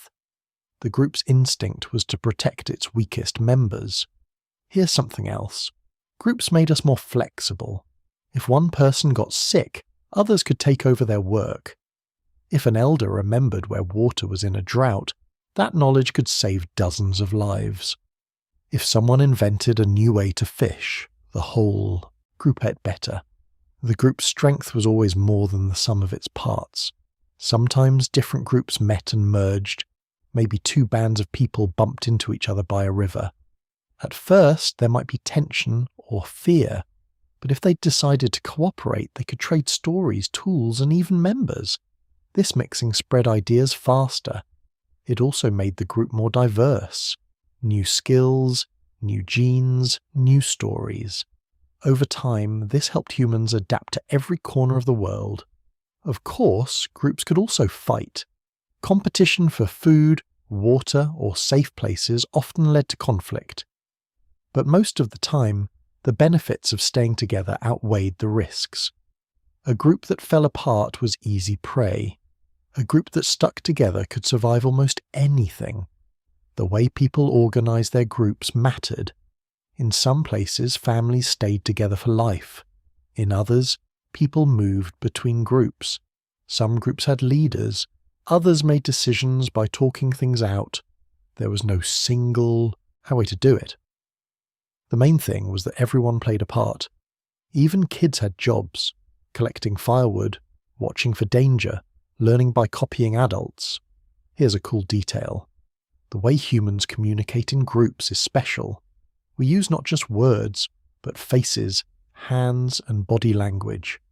A raised eyebrow, a quick glance, a nod. All these tiny signals help us share information fast. In a dangerous world, this is priceless. You can warn someone without making a sound. You can share a plan with just a look. Sharing food was a big deal too. Some researchers think the act of eating together helped create trust. Around the fire, people relaxed, laughed, and told stories. These moments bonded the group. They weren't just about filling your stomach. They were about building a sense of us. There's even evidence that laughter itself is a social tool. Laughter makes people feel safe. It breaks tension. It brings the group together. Some primates laugh, but humans took it further. We laugh at jokes, at mistakes, even at fear. It's a way to signal, we're okay, the danger is past. Let's talk about the flip side. What happens when someone leaves the group? In the past, being alone was almost a death sentence. You'd lose not just protection, but knowledge, help, and comfort. That's why humans developed such a strong fear of loneliness. Even today, being left out hurts more than most physical pain. It's an ancient warning system. Alone, you're vulnerable. Together, you're strong. But groups come with rules. You can't just do whatever you want. There are limits, unspoken and spoken. Some things are forbidden, some are required. Over time, these rules turned into customs and later into laws. The group's survival depended on everyone following the rules, at least most of the time. Punishment was part of the system. If someone was dangerous or broke trust, they could be shunned or even pushed out. That sounds harsh, but for the group it was often necessary. One person's selfishness could put everyone at risk. So humans learned to watch for troublemakers. This is why we're so sensitive to fairness and cheating, even now. What fascinates me about this is how these old patterns still run our lives. We form friend groups, clubs, online communities, even fandoms. We cheer for teams. We join causes. Half the time, we don't even know why. It's just part of being human. You see the same thing in emergencies. When disaster strikes, people help each other. Neighbours check on each other. Strangers link arms to form rescue lines. It's instinct. It's the ancient group behaviour coming out when it is needed most. Let's look at a real example from the past. In the Chauvet cave in France, there are footprints from over 30,000 years ago. The prints show a group walking together. Adults, children, even a wolf or dog. The tracks twist and turn, sometimes overlapping. They're not random, they show people moving as a unit, pausing here and there. Maybe someone checked a shadow. Maybe a child stumbled and was helped up. They moved together, step by step, through the dark. Another example. In North America, at a site called Olson Chubbuck, archaeologists found the remains of hundreds of bison. The animals were killed in a single event by a group of hunters driving them into a ravine. No single person could do this. It took planning, teamwork, and trust. The meat was shared, so everyone had enough to survive. And here's a detail that sticks with me. In some ancient graves, people were buried with gifts, tools, beads, even food. This wasn't just about honouring the dead. It was a message to the group. We remember our own. We care for each other even after death. That sense of belonging is powerful. Safety in numbers did something else too. It let us specialise. Not everyone had to be good at everything. Some people became experts at making tools. Others learned to track animals. Some remembered stories or watched the weather. By dividing up the work, the group became more efficient. Everyone gained from each person's skills. Over time, this led to bigger and bigger groups. Villages, towns, eventually cities. Each step added new layers of organisation, new ways to keep people working together, even when they didn't all know each other personally. But the basics never changed. At the heart of every human community is the same old promise. We'll protect each other. We'll share what we have. We'll watch for danger together. This is why betrayal hurts so much. If someone breaks the group's trust, the harm goes deep. It's not just about one lie or mistake. It's about shaking the foundation the group is built on. And yet, groups also forgive. They heal, rebuild, and move forward. That's part of what made us so adaptable. We weren't the fastest or the strongest, but we were the most connected. Safety in numbers made us human in ways we don't always notice. It let us survive in a world full of threats. It gave us space to think, to dream, to invent. It made us more than just animals with sharp sticks. It made us a species with stories, laughter, rules, and hope. And as the world changed, new dangers, new challenges, the group adapted. We found new ways to work together, new ways to share knowledge, new ways to build trust. Next, let's see how the tools we made gave these groups even more power. How simple inventions turned groups from just being safer to being truly dangerous to anything that threatened them. When you imagine early humans, it's tempting to picture them as clever but helpless, running from big cats, hiding from bears. But that's not the whole story. What really set us apart wasn't just our brains or our teamwork. It was our ability to make things, real things, tools, weapons, objects that change the rules of the game. Think about how simple our bodies are compared to most predators. We don't have claws or fangs. Our skin is thin. Our bite is weak. Our hands can't crush bones or tear flesh. If you left a person in the wild with nothing but their body, they wouldn't last long. But give that same person a sharp stone, and suddenly everything changes. That stone is more than just a rock. It's an extension of the body, a new set of teeth, a new set of claws, something you can shape, use, and pass down. The first tools weren't fancy. The oldest ones we've found are about 2.6 million years old. They come from places like Gona in Ethiopia. These were just rocks with one sharp edge, not even shaped on purpose sometimes, but they worked. They could cut meat, smash bones, scrape hides. That was enough to make a difference. Over time, these tools got better. Early humans learned to strike stones together at just the right angle, to chip away small flakes, leaving behind a sharper edge. This wasn't random. It was skill.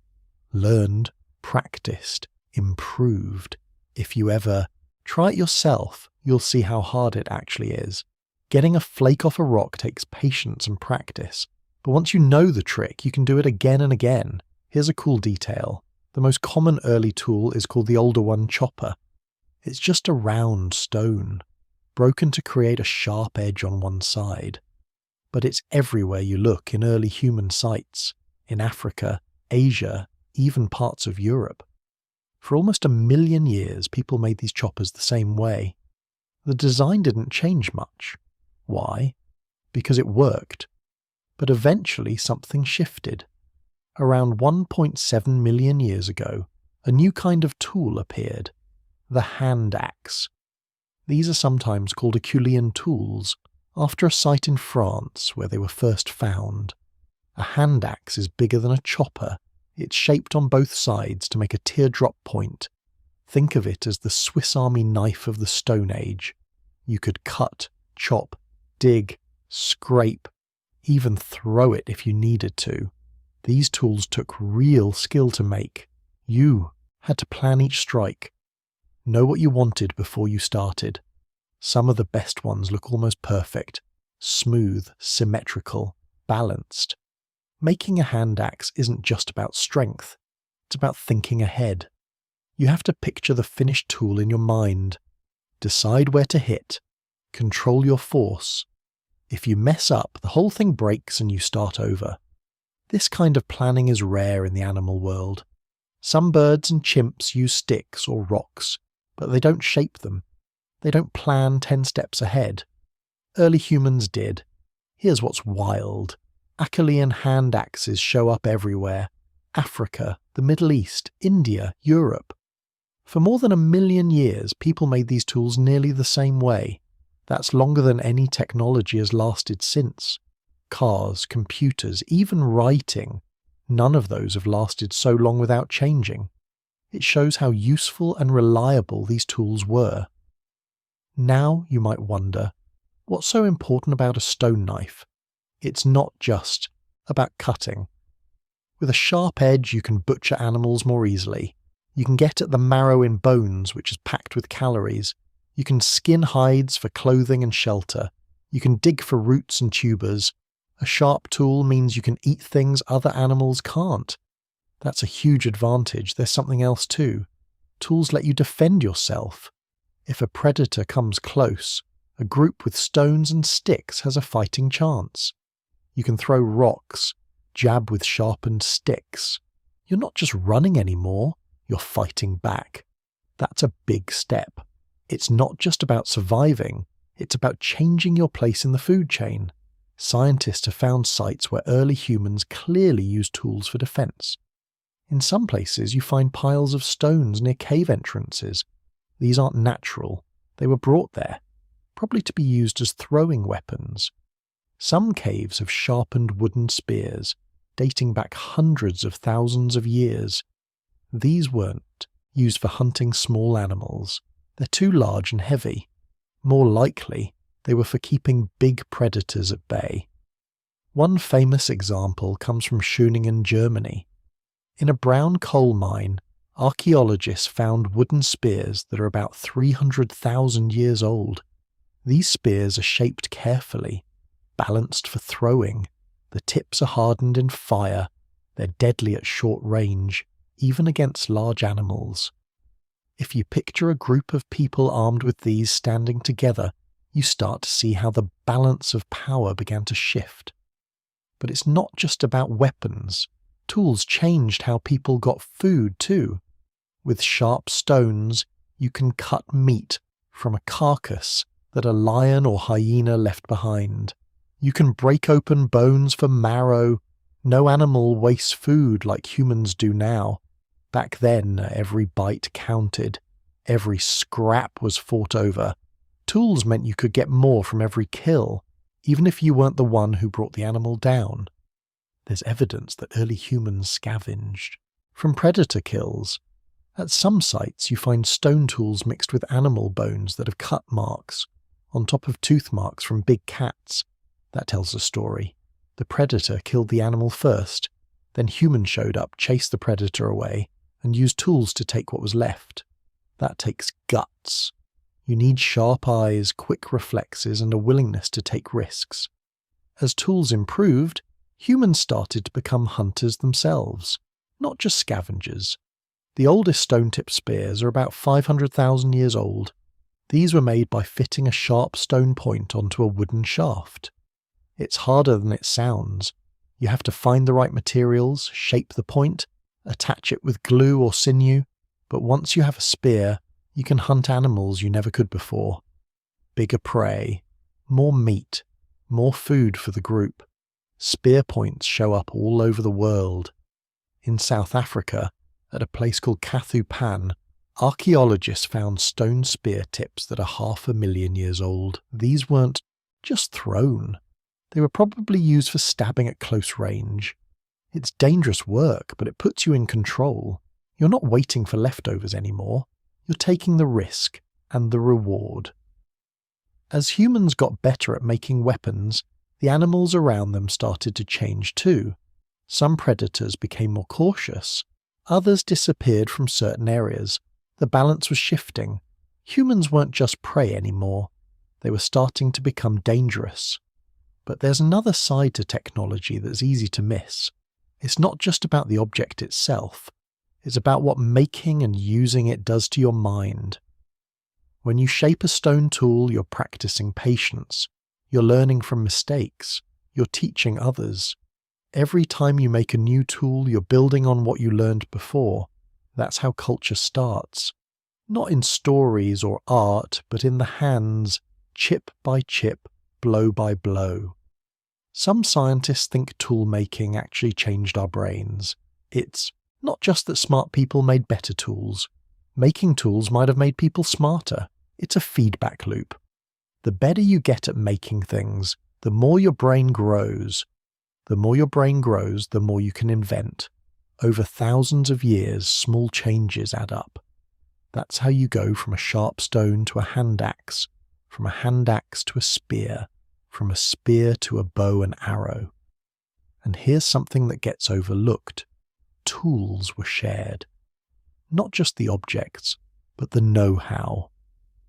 If you learned a better way to make a spear, you showed your group. If you found a stone that was sharper or tougher, you told others where to find it. Knowledge spread, skills improved. This sharing made groups stronger. It kept good ideas from dying out when one person did. There's even evidence that early humans travelled long distances to get the best materials. Some stone tools found in East Africa come from quarries over 50 miles away. That means people were willing to walk for days to get the right kind of rock. It's not just about survival. It's about improvement, about making something better than what you had before. The first technology wasn't just about survival. It was about control. Control over your body. Control over your world. A sharp stone means you don't have to use your teeth. A spear means you don't have to get as close to danger. Every new tool put a little more distance between humans and the things that hunted them. But every step forward came with new challenges. As people made better tools, they had to figure out how to protect what they'd made. If you spend hours shaping a perfect hand axe, you don't want someone else to take it. So, rules began to form. Maybe you traded a tool for food. Maybe you gave it as a gift. Maybe you taught someone how to make their own, in exchange for something else. The beginnings of trade, of fairness, of trust, all tied up in the objects people made. Here's a detail that sticks with me. Some of the oldest art in the world is found on tools. People engraved patterns on hand axes and blades, not just for function, but for meaning. Maybe it was a mark of ownership. Maybe it was a way to show skill. Maybe it was a message. I was here. I made this. You see the start of identity, pride, even beauty, all wrapped up in these simple objects.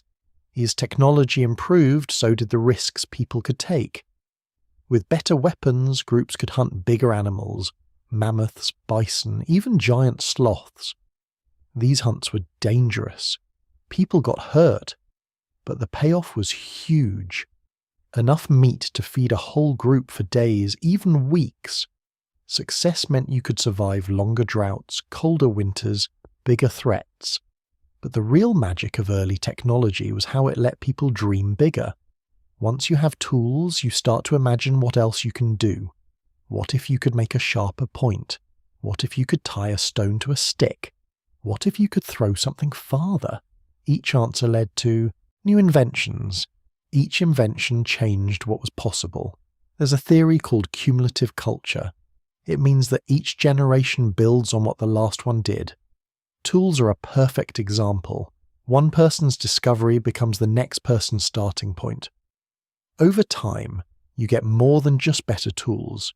You get new ways of thinking, new ways of living. And all of this started with simple objects.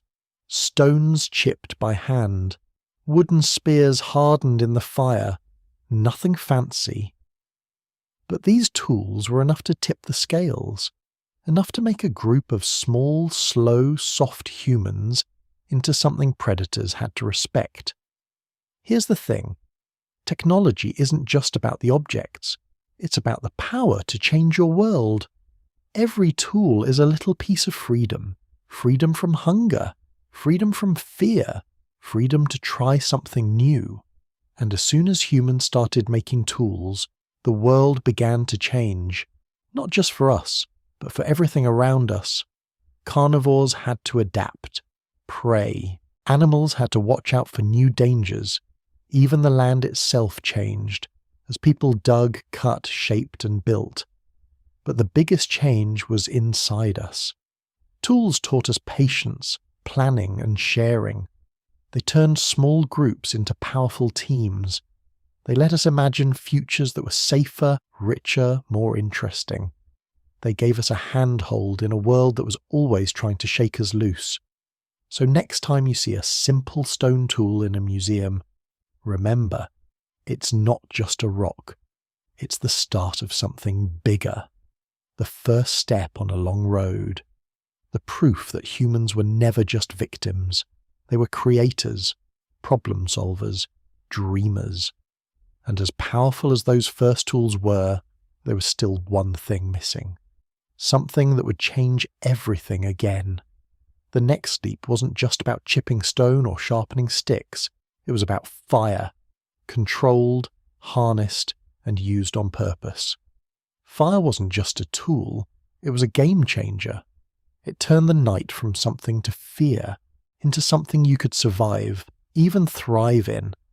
That's where the next part of the story leads. Fire changes everything. It's hard to even imagine a world before fire. No warmth at night, no cooked food, no light after sunset, just darkness, cold, and fear. For a long time, humans lived in that world. They made tools, hunted and gathered. But when the sun went down, they were at the mercy of everything that hunted in the dark. Think about how much darkness there really was. In places near the equator, the sun sets quickly. 1 minute you can see, the next you can't. Night comes on fast. It's not like today, where you can flip on a light or even build a fire easily. For most of our history, darkness meant danger. Predators moved quietly. Eyes glowed from the edge of the trees. There was no safety once the last light faded. And then, at some point, people learned to control fire. Not just find it after a lightning strike, but keep it going, carry it from place to place, feed it, protect it from rain and wind. It's hard to pin down exactly when this happened. Some of the oldest signs of fire use are almost 2 million years old. In places like Wonderwerk Cave in South Africa, archaeologists found ash and burned bones deep inside mixed with stone tools.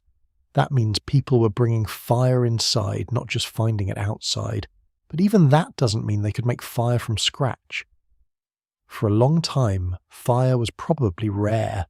Maybe you'd get a burning log from a tree struck by lightning. If you were lucky, you could keep it going for days or weeks. If it went out, you had to wait for the next storm or find someone else who still had fire. It was precious. Losing fire could mean freezing or going hungry. Once people figured out how to make fire themselves, everything changed. We don't know exactly when this happened. The best guess is between 400,000 and 1 million years ago. That's a huge range, but that's how thin the evidence is. Making fire leaves almost no trace. The first people who did it left no written record, no stories we can read. Only a few places show signs of repeated burning, layers of ash, or bones cooked at high heat. But those clues are enough to show that At some point, humans went from being afraid of fire to relying on it. So let's look at what fire actually did for early humans. First, the obvious, warmth. Nights can be cold, even in Africa. In colder places, it's even worse. Before fire, the only way to stay warm was to huddle together or find shelter. Animals with thick fur could survive. Humans couldn't. Fire changed that. A group could sit around the flames, sharing heat. It meant survival during cold snaps or bad weather. You didn't have to wait for dawn to move. You could make your own warmth. Second, fire gave light. This might sound simple, but it's huge. Most predators hunt at night. Humans can't see well in the dark. With fire, you could see what was coming. You could watch for eyes shining in the darkness. You could spot snakes, insects, or other dangers before they got too close. Fire made the night less scary. It pushed back the darkness, even if only a little. There's also the matter of cooked food. Raw meat is hard to chew, and even harder to digest. Roots and tubers can be toxic or tough if you don't cook them. Fire makes food safer and easier to eat. It kills parasites and softens fibers. There's a theory that cooking was one of the biggest steps in human evolution.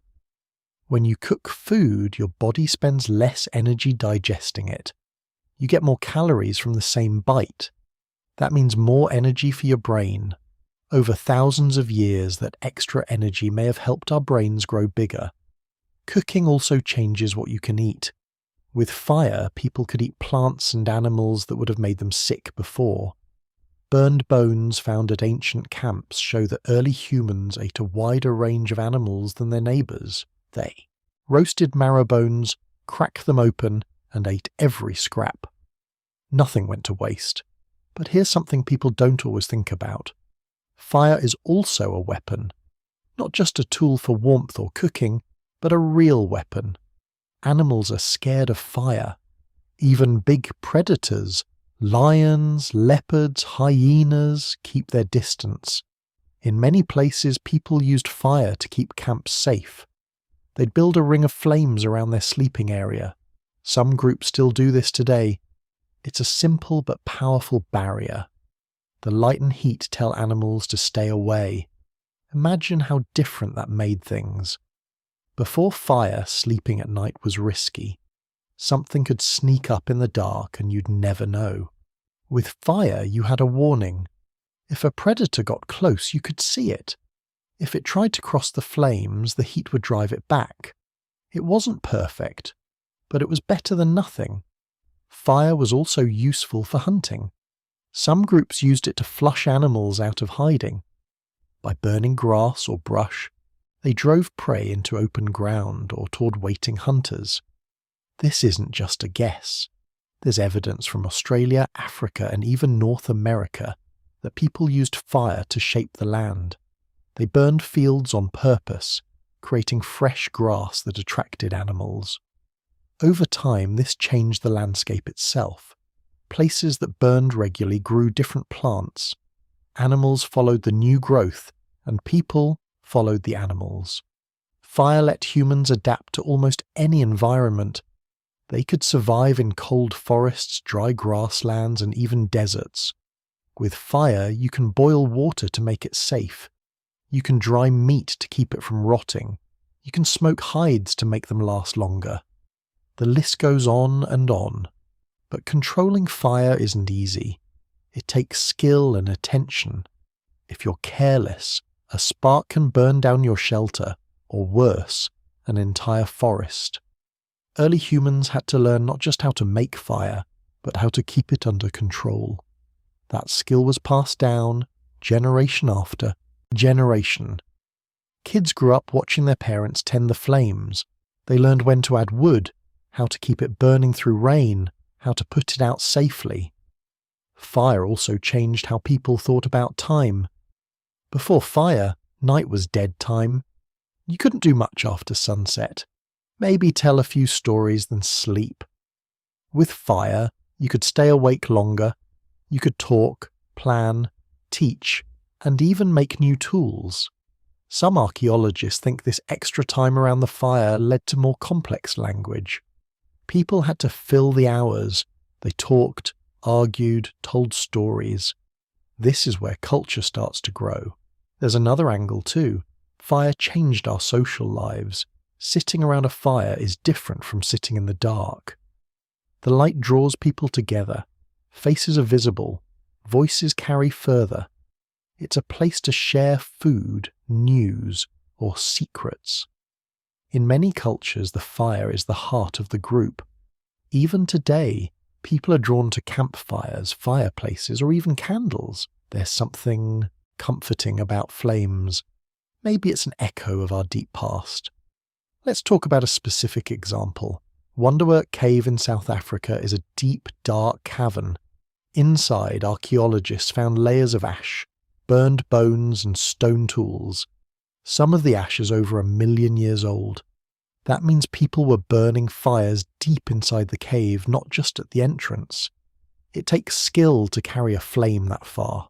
You need dry wood, kindling, and a way to keep it going. If you drop your torch, it goes out. If your fire dies, you're stuck in the dark. This wasn't an accident. It was planned. The bones in the cave tell their own story. Many are burned in ways that match roasting or cooking. Some have cut marks, showing they were butchered with stone tools. There are also piles of ash from repeated fires, not just one. This wasn't a one-time thing. People were living and cooking in the cave for generations. Now, let's step back. What did fire do to our bodies? There's a theory called the cooking hypothesis. It says that once people started eating cooked food, their bodies changed. Our teeth got smaller, our jaws became less powerful, our guts shrank because food was easier to digest. In return, our brains grew. Cooked food meant more energy for thinking, less spent on chewing and digesting.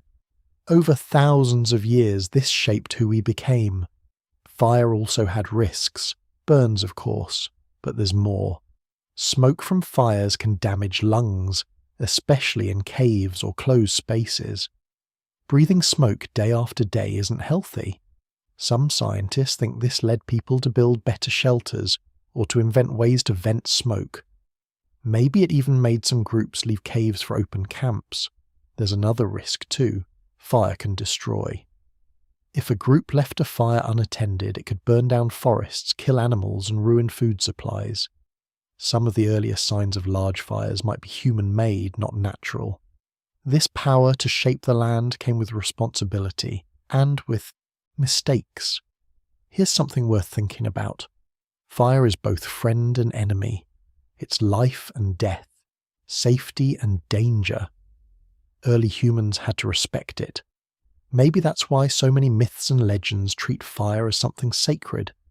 In some stories, fire is a gift from the gods. In others, it's stolen from the heavens or guarded by monsters. People understood that fire was special, not just another tool, but something almost magical.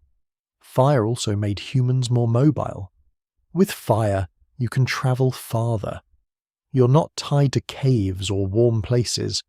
You can cross cold mountains, survive in new lands. Archaeologists found signs of people with fire in places that would have been deadly without it. Northern Europe, high mountain valleys, even the Arctic. The ability to carry fire meant you could go anywhere. And here's another twist. Fire may have made humans more creative. The hours spent around the flames were hours to think, talk, and dream. Early art, paintings, carvings, beads, shows up around the same time as regular fire use. Maybe the stories told at night became the first myths. The shadows on the cave wall became the first pictures. Creativity needs time and safety. Fire gave both. But fire didn't just help humans. It changed the world for other animals too. As people burned grasslands, new plants grew. Some animals thrived. Deer, antelope, wild cattle. Others disappeared. Fire reshaped entire ecosystems. Even today, The places humans burned most are the places with the richest mix of plants and animals. Fire made space for new life. There's evidence that, over time, people learned to use different fuels, not just wood, but bones, dung, even animal fat. In places with little wood, people got creative. Burning dung isn't pleasant, but it works. Animal fat burns hot and bright. The choice of fuel depended on where you lived and what you needed. This flexibility helped humans survive in tough places. Let's look at another example. In Israel, at a site called Gesher Beno Yaakov, archaeologists found dozens of ancient hearths. These are fire pits, carefully built. They date back about 780,000 years. The fires were used for cooking, warmth, and maybe even making stone tools. People came back to the same spots again and again. They left behind burned seeds, nuts, and fish bones. It's a sign of routine, of planning, of a group that knew how to use fire in daily life. Fire also changed how people hunted. With fire, you can drive animals into traps or off cliffs. You can flush birds from trees or force small animals from burrows. Some groups used fire to create barriers, blocking escape routes. This kind of hunting is smarter than just chasing prey. It takes teamwork and timing. Over time, fire became a symbol of home. A camp without fire was a camp in trouble. If you saw smoke on the horizon, you knew someone was there. Maybe a friend, maybe a rival. Fire was both a welcome sign and a warning. Here's what fascinates me about all this. Fire is simple, but it's also deep. It's just a chemical reaction. Wood, oxygen, heat. But in human hands, it became the biggest turning point in our story. It's the first technology that truly separated us from the rest of the animal world. Fire made us safer, but it also made us dream bigger. It gave us the tools to survive, but also the space to imagine. All the things that came later, art, language, ceremony, have roots in those first fires. The flames that kept predators away also brought people together. They warmed bodies, but also sparked minds. So next time you see a fire or even a candle, remember, this is where the story really changed. Night didn't win anymore. The cold lost its grip. Even the biggest predators hesitated at the edge of the light. But fire had a cost too. It made us more visible. It marked our camps for miles around. The smoke and smell told every hunter in the area where we were. Fire kept some dangers out, but it drew others in. The story of fire isn't just about safety. It's about trade-offs, choices, and the risks people were willing to take for a better life. And as humans changed their world with fire, something else changed inside them. Their minds grew more flexible. Their hearts grew bolder. The leap from darkness to light was also a leap toward everything that makes us human. Next, we'll look at how all these changes, tools, fire, teamwork, had another cost. They made people safer at night, but they also left deep marks on the mind. The story of being prey isn't just about teeth and claws. It's about the things we carried with us, even after the fires started burning. When you think of survival, it's easy to picture the physical side. Running from something big and fast, climbing trees, hiding in caves. But what about the mind? Surviving as prey left marks that you can't see. Not scars on the skin, but patterns deep inside the brain. These are the things that shaped us just as much as claws or fire. And the truth is, being hunted changed the way humans think, feel, and even dream. Let's start with fear. Not just fear of the dark or of lions, but the kind of fear that lingers when nothing is there. Scientists call this chronic anxiety. It's a fancy way of saying the worry never really goes away.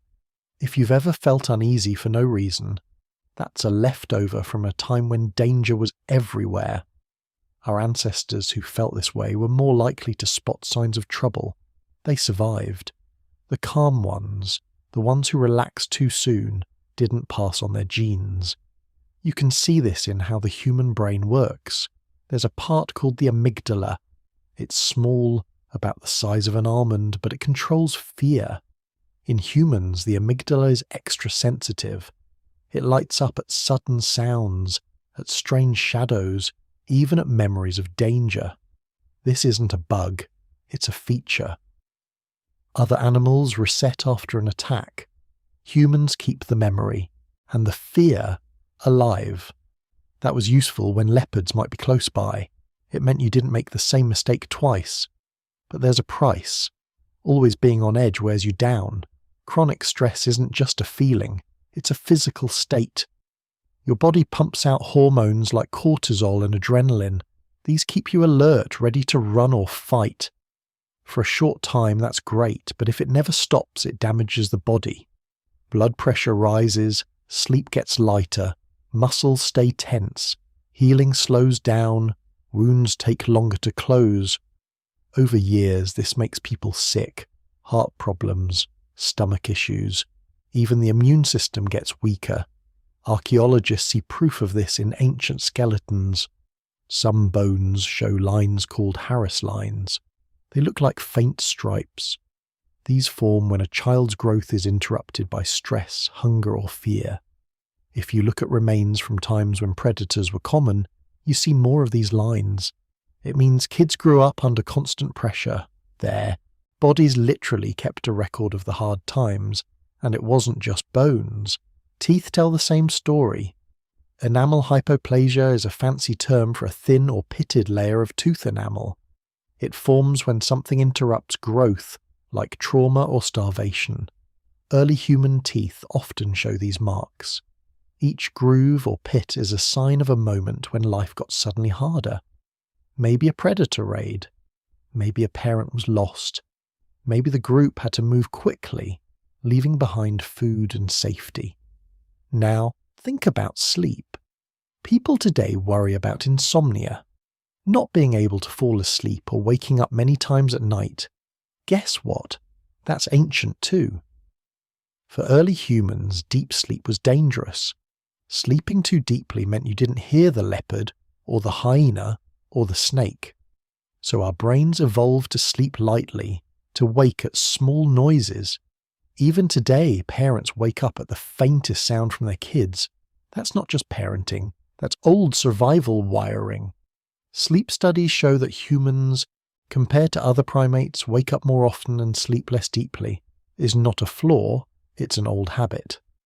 There's even a name for this, sentinel sleep. In groups, some people fall into light sleep while others are in deep sleep. They take turns. If something moves in the dark, the light sleepers wake first. This system makes sense if you're camping in the open, with predators nearby. Researchers have tested this in modern groups who sleep outdoors. Sure enough, there's always someone awake or half awake. It's automatic. No one plans it. The group just falls into a pattern. It's built into how we rest. Dreams might be another leftover. Some scientists think nightmares about being chased, falling, or hiding are echoes of real dangers from the past. The brain runs through possible threats while you sleep. It's a way to practice, to get ready for what could happen. Nightmares aren't just random, they're training. If you wake up sweating after a bad dream, that's old survival software doing its job. Now here's where things get more complicated. Fear and stress don't just shape individuals, they shape cultures. Look at stories from around the world. Myths, legends, and even fairy tales are full of monsters, wolves in the dark, spirits in the forest, demons that hunt at night. These aren't just stories, they're warnings passed down for thousands of years. They teach kids to be careful, to stay close to the group, to respect the unknown. In some places, rituals grew up to keep predators away, singing at night, lighting fires, marking territory with stones or symbols. These aren't just traditions, they're ways to feel safer, and maybe to make the group safer too. Even today, people hang charms, wear amulets, or say prayers before bed. The names change, but the feeling is the same. It's the old fear dressed up in new clothes. But there's another side to this. Fear can make people creative. If you're always worried, you start looking for solutions, new ways to hide, new weapons, better shelters. Even art and music might have roots in the need to feel safe. Some of the oldest cave paintings show dangerous animals, not just as decoration, but as warnings. Watch out for these, or maybe respect these. People drew what mattered most, the things that could kill you. This need for safety also changed how humans work together. We didn't just group up for warmth or company. We built trust, shared warnings, and learned to communicate danger. Language experts think some of our first words were probably about threats. Snake, lion, come here. Fast, clear, urgent messages. Over time, this grew into stories and plans, but the root was always survival. And here's a detail that matters. Stress isn't always bad. In small doses, it makes you sharper. A little fear keeps you alert. It helps you react quickly, spot patterns and avoid mistakes. The trick is balance. Too much fear, and you freeze or break down. Too little, and you get careless.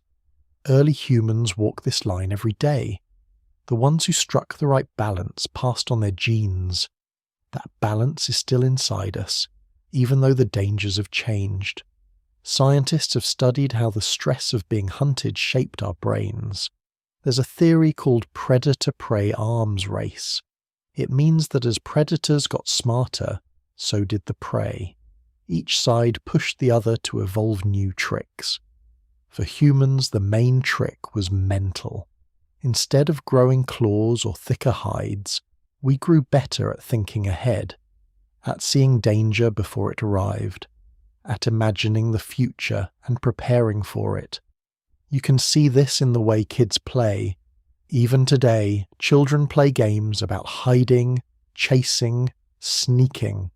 Hide and seek. Tag. These games aren't just for fun, they teach skills that used to mean life or death. How to stay quiet, how to watch for movement, how to work as a team. Play is a safe way to practice old dangers. Another sign of the mental cost is how humans react to sudden shocks.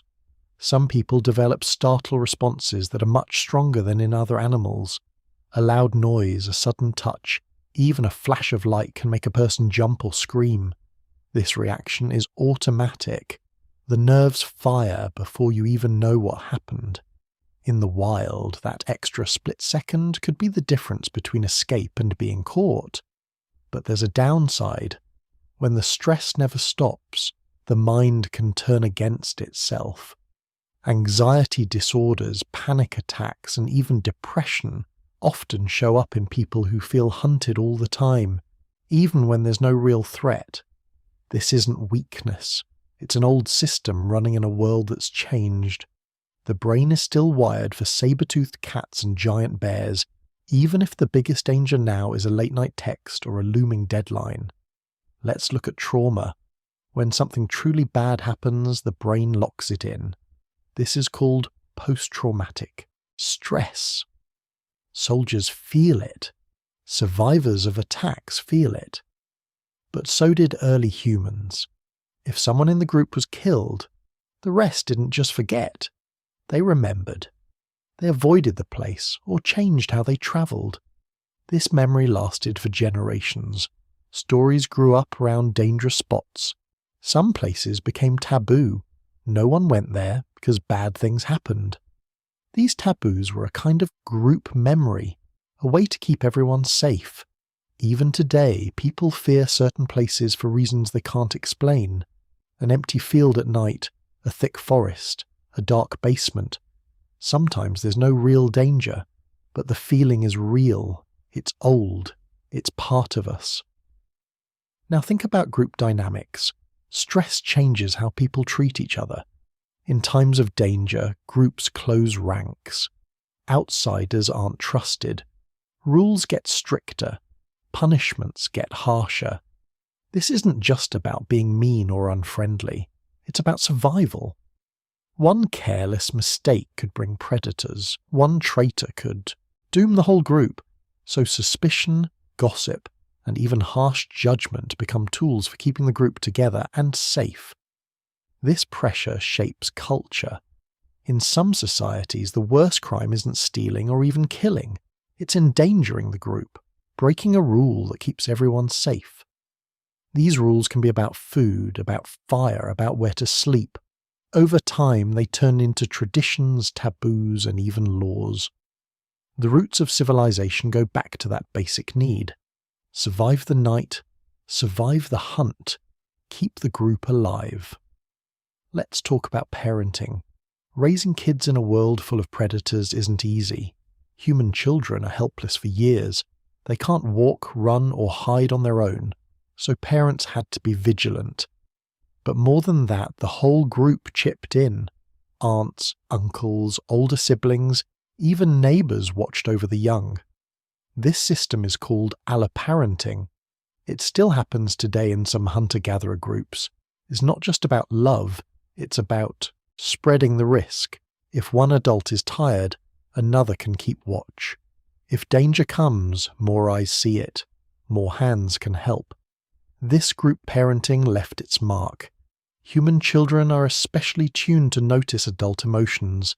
They watch faces, listen to voices, and pick up on tension. If the adults are scared, kids get scared too. It's a learning system. The group's mood teaches the next generation what's dangerous and what's safe. And here's something that's easy to miss.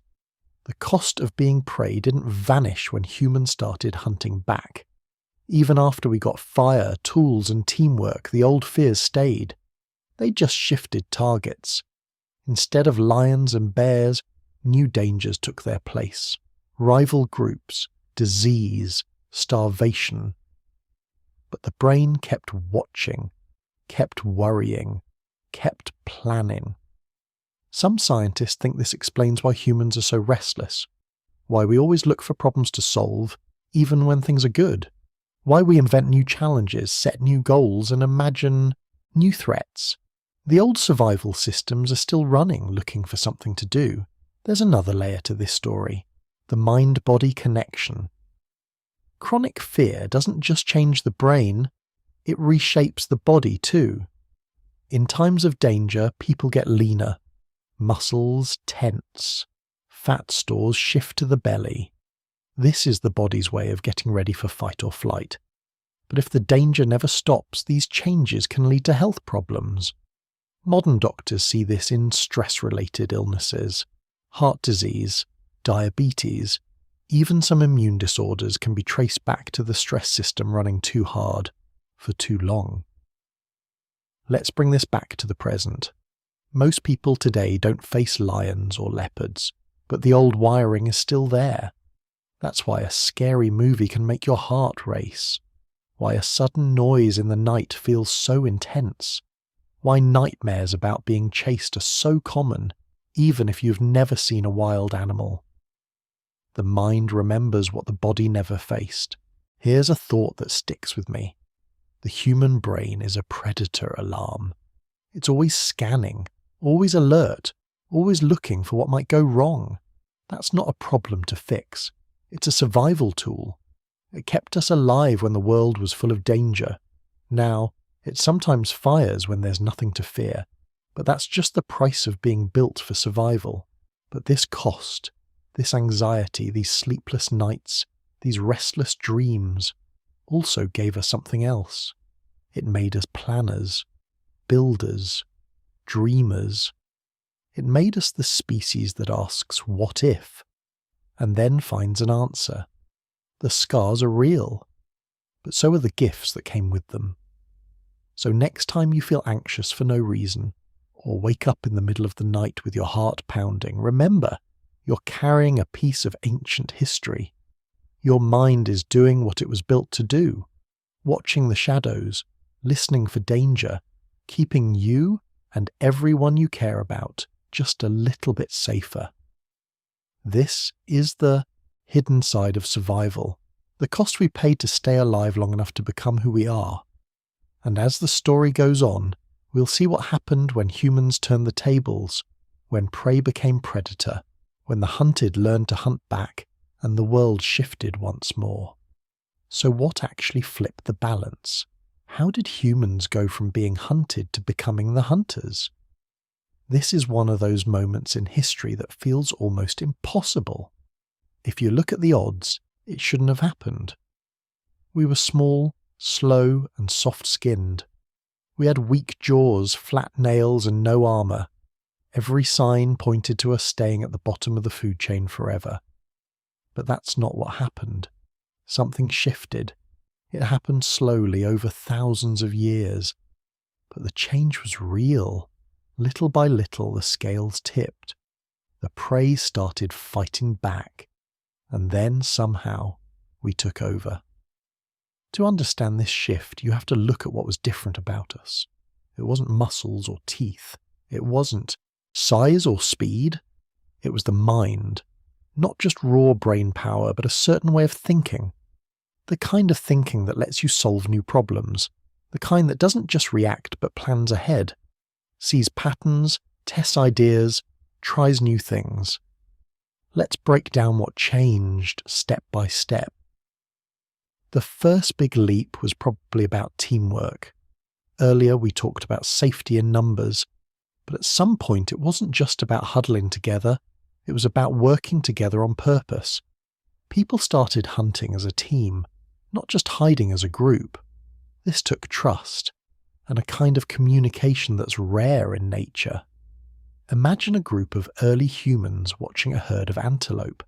They're hungry, but the antelope are fast. Alone, nobody stands a chance. But together, they can surround the herd. One group chases, another waits in hiding. They use hand signals, or maybe throw rocks to drive the animals in a certain direction. This kind of hunting is called persistence hunting. It's not about speed or power. It's about endurance and planning.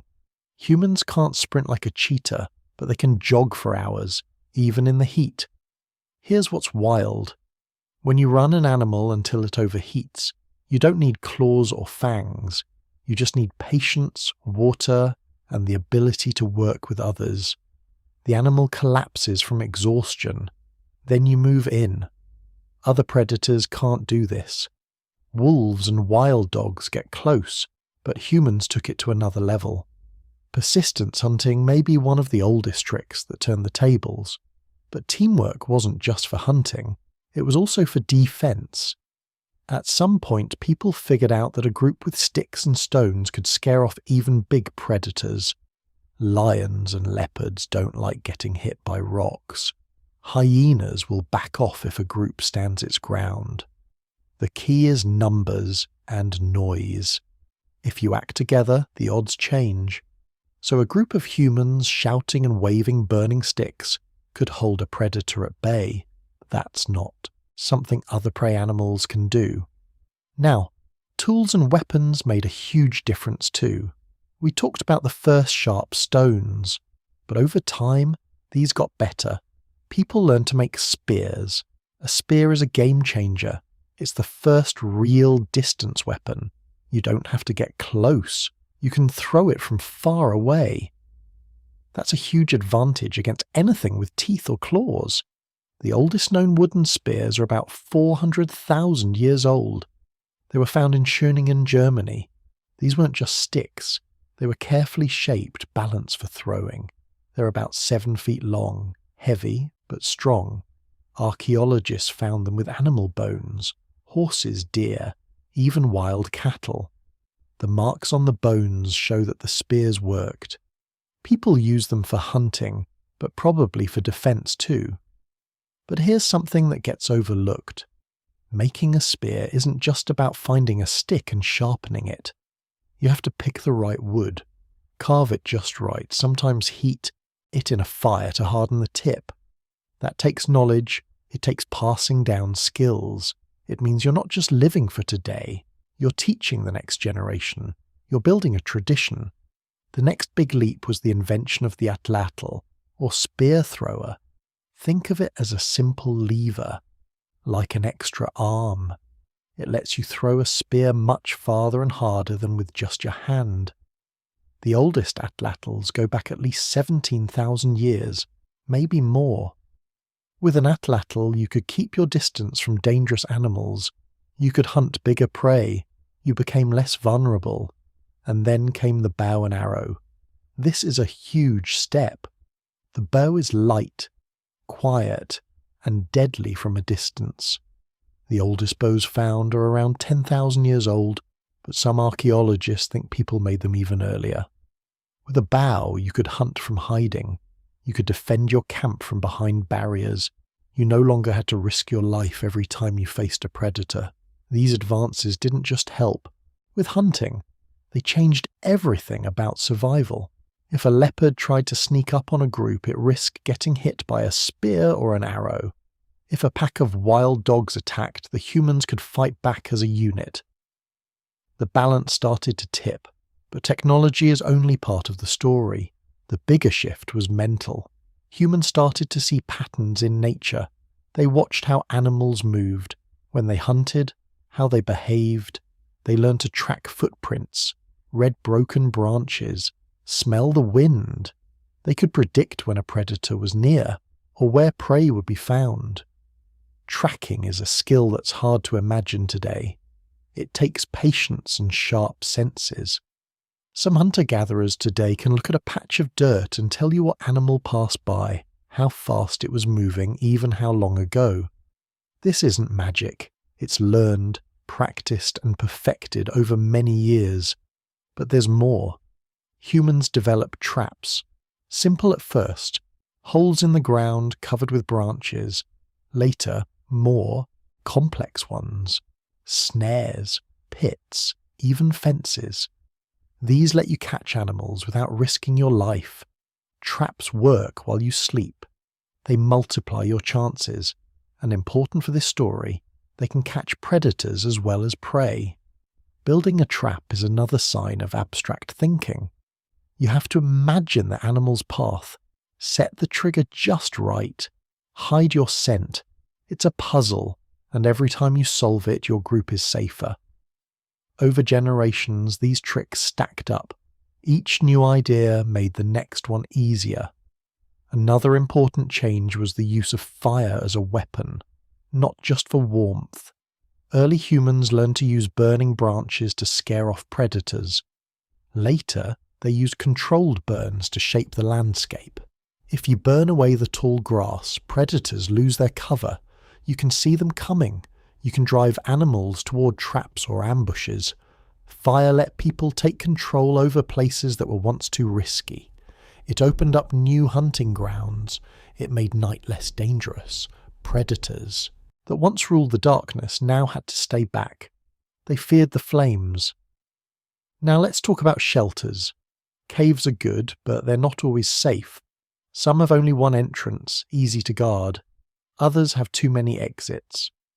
Over time, people built better shelters, simple huts made from branches, leaves, and animal skins. Later, more complex structures, walls of stone, wooden fences, even ditches. These barriers kept predators out. They let people sleep deeper, worry less. Evidence shows that people started picking campsites with defense in mind. High ground, places with clear views, near water, but not too close to thick forest where predators hide. Sometimes, ancient camps were set up in circles, with the fire in the middle. Everyone faced outward. It's the same instinct that makes people today want to face the door in a restaurant. All these changes, tools, weapons, teamwork, fire, shelters, added up. They didn't make humans invincible, but they made us hard to kill. Over time, predators learned to avoid humans. The balance of power shifted. But here's where the story gets really interesting. As humans became better hunters, we started to threaten the predators themselves, not just defending, but going on the attack. People hunted big cats for their fur and claws. They tracked bears for meat and hides. In some places, they even wiped out the most dangerous predators completely. This is called predator release. When humans kill or drive off the top predators, the whole food chain changes. Sometimes other animals explode in number. Sometimes new predators take over. But the old fear, the daily risk of being eaten, starts to fade. It didn't happen all at once. In Africa, lions and leopards survived. In India and Southeast Asia, tigers still roam today. But in Europe, big cats vanished. In North America, dire wolves and saber-toothed cats disappeared. In Australia, giant lizards and marsupial lions went extinct. Humans didn't always kill them directly. Sometimes we just outcompeted them for prey. Sometimes we changed the land so much that their old hunting grounds vanished.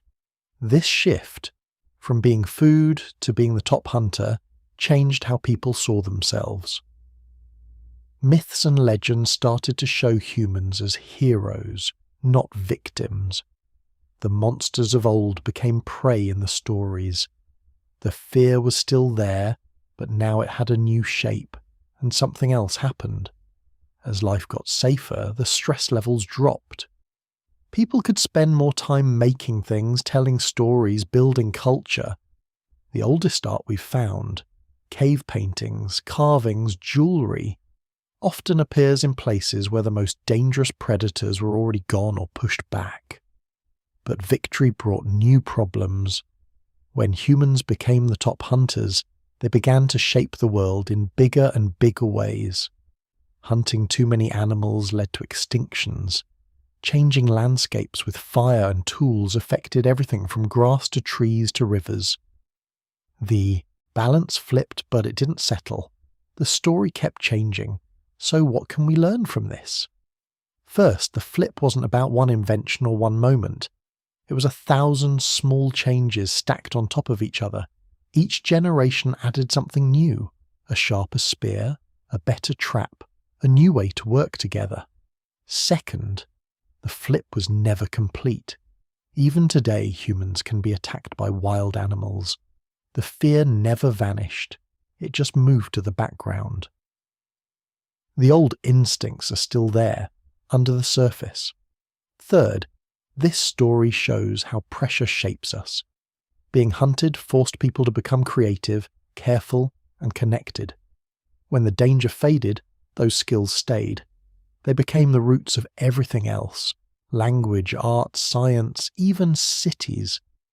And here's the part that really sticks with me. The tools we made to fight off predators became the tools we used to change the world. Spears turned into ploughs. Fire became the heart of the home. Shelters grew into villages, then towns, then cities. The same teamwork that helped us hunt now helps us build and dream. In the end, the flip from prey to predator is about more than just survival. It's about transformation. We didn't just escape danger. We became something new. Something that no other animal has ever been. And yet, we never really lost the old fears. They're still there, deep inside. They shape our stories, our games, even our dreams. But now, they remind us of what we overcame, of how far we've come, from hiding in the dark to lighting fires that can be seen for miles. So next time you see a campfire or wake up from a nightmare about being chased, remember this balance. Remember that the hunted became the hunter. That every new idea, every new tool was another step out of the shadows. This is the heart of our story, the great flip, the moment when the world changed and we changed with it. And the story isn't over. The lessons from that old struggle still shape us. They guide our choices, our fears, our hopes for the future. The balance keeps shifting, and we keep adapting just as we always have. So after everything we've covered, the close calls, the sleepless nights, the clever tricks, it's worth asking, what does all this mean for us now? These old struggles aren't just ancient history. They're the roots of who we are. The lessons from those dangerous years are still with us, running deep, maybe deeper than we like to admit. First, let's talk about what we carry inside. Not just the stories, but the instincts. You might think that since we've become the top predator, all those old fears would fade away, but they haven't. Even today, people jump at shadows. We still feel uneasy in the dark. We still imagine monsters under the bed or hear noises that make us tense up. Those aren't bugs in our brains. They're reminders, traces left behind by the long years when we weren't safe. Take nightmares, for example. Almost everyone has dreams about being chased, falling, or getting attacked. These dreams don't come out of nowhere. They're echoes of real dangers our ancestors faced. For them, getting caught meant dying, so their brains wired in those warnings. And now, thousands of years later, those same warning systems still fire off, even if the threat is only a bad dream. But there's another side to this story. The same instincts that once kept us alive can cause problems now. Fear is useful when there's real danger. But in a world with locked doors, bright lights, and fewer wild animals, sometimes that fear gets stuck. It turns into anxiety, stress, or even phobias. Some people panic in crowds or worry for no clear reason. That's the cost of a brain built for survival, dropped into a world that's mostly safe. Still, that old wiring isn't all bad. It also explains why people are drawn to stories about danger, why we watch scary movies or read about mysteries. There's a thrill in feeling fear when we know it can't really hurt us. The brain likes practice runs. It wants to be ready just in case. That's why even children play games about monsters or hide and seek in the dark. It's training, left over from a time when the stakes were life or death. Now think about how this inheritance shows up in our culture. Look at myths from around the world. Almost every culture has stories about monsters in the forest, spirits in the night, or creatures that hunt humans. These legends didn't come from nowhere. They're memory maps, warnings passed down in stories long after the real predators faded away. But these stories also have another purpose. They let people talk about fear without facing it head on. By giving the unknown a name, a lion, a dragon, a ghost, people made the world feel a little less scary. If you can name your fear, you can fight it, or at least tell a story about how someone else did. And there's something else. The old dangers brought people together. When you're scared, you want company. You want someone to watch your back, share the fire, or tell you a story that makes the dark seem smaller. That's why so many human traditions are about gathering together, around campfires, in circles, at festivals.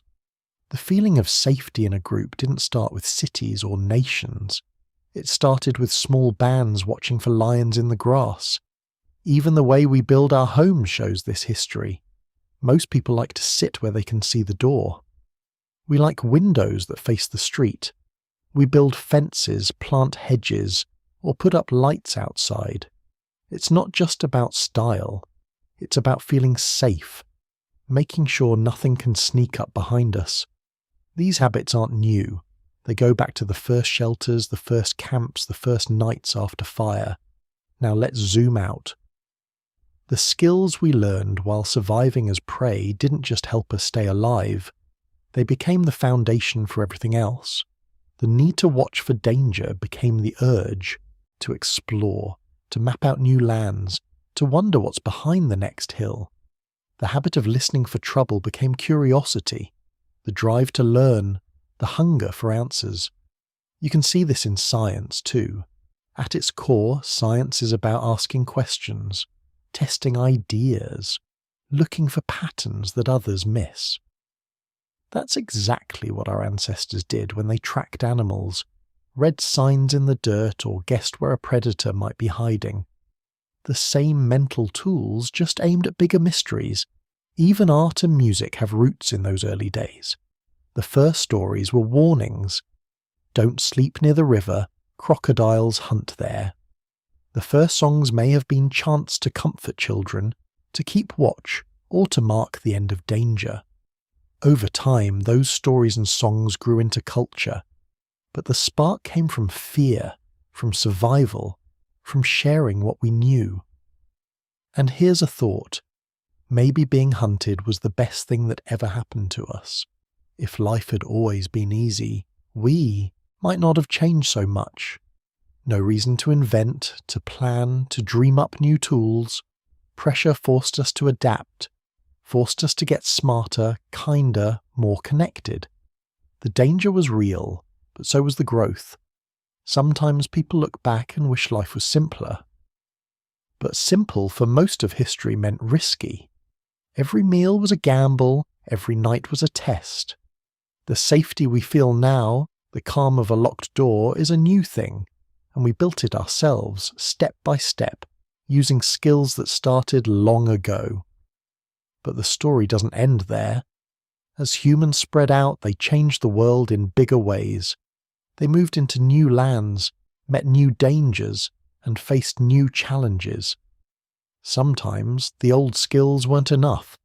They had to invent new ways to stay ahead. That's how progress works. You solve one problem and another appears. We also left a mark on the world that can't be erased.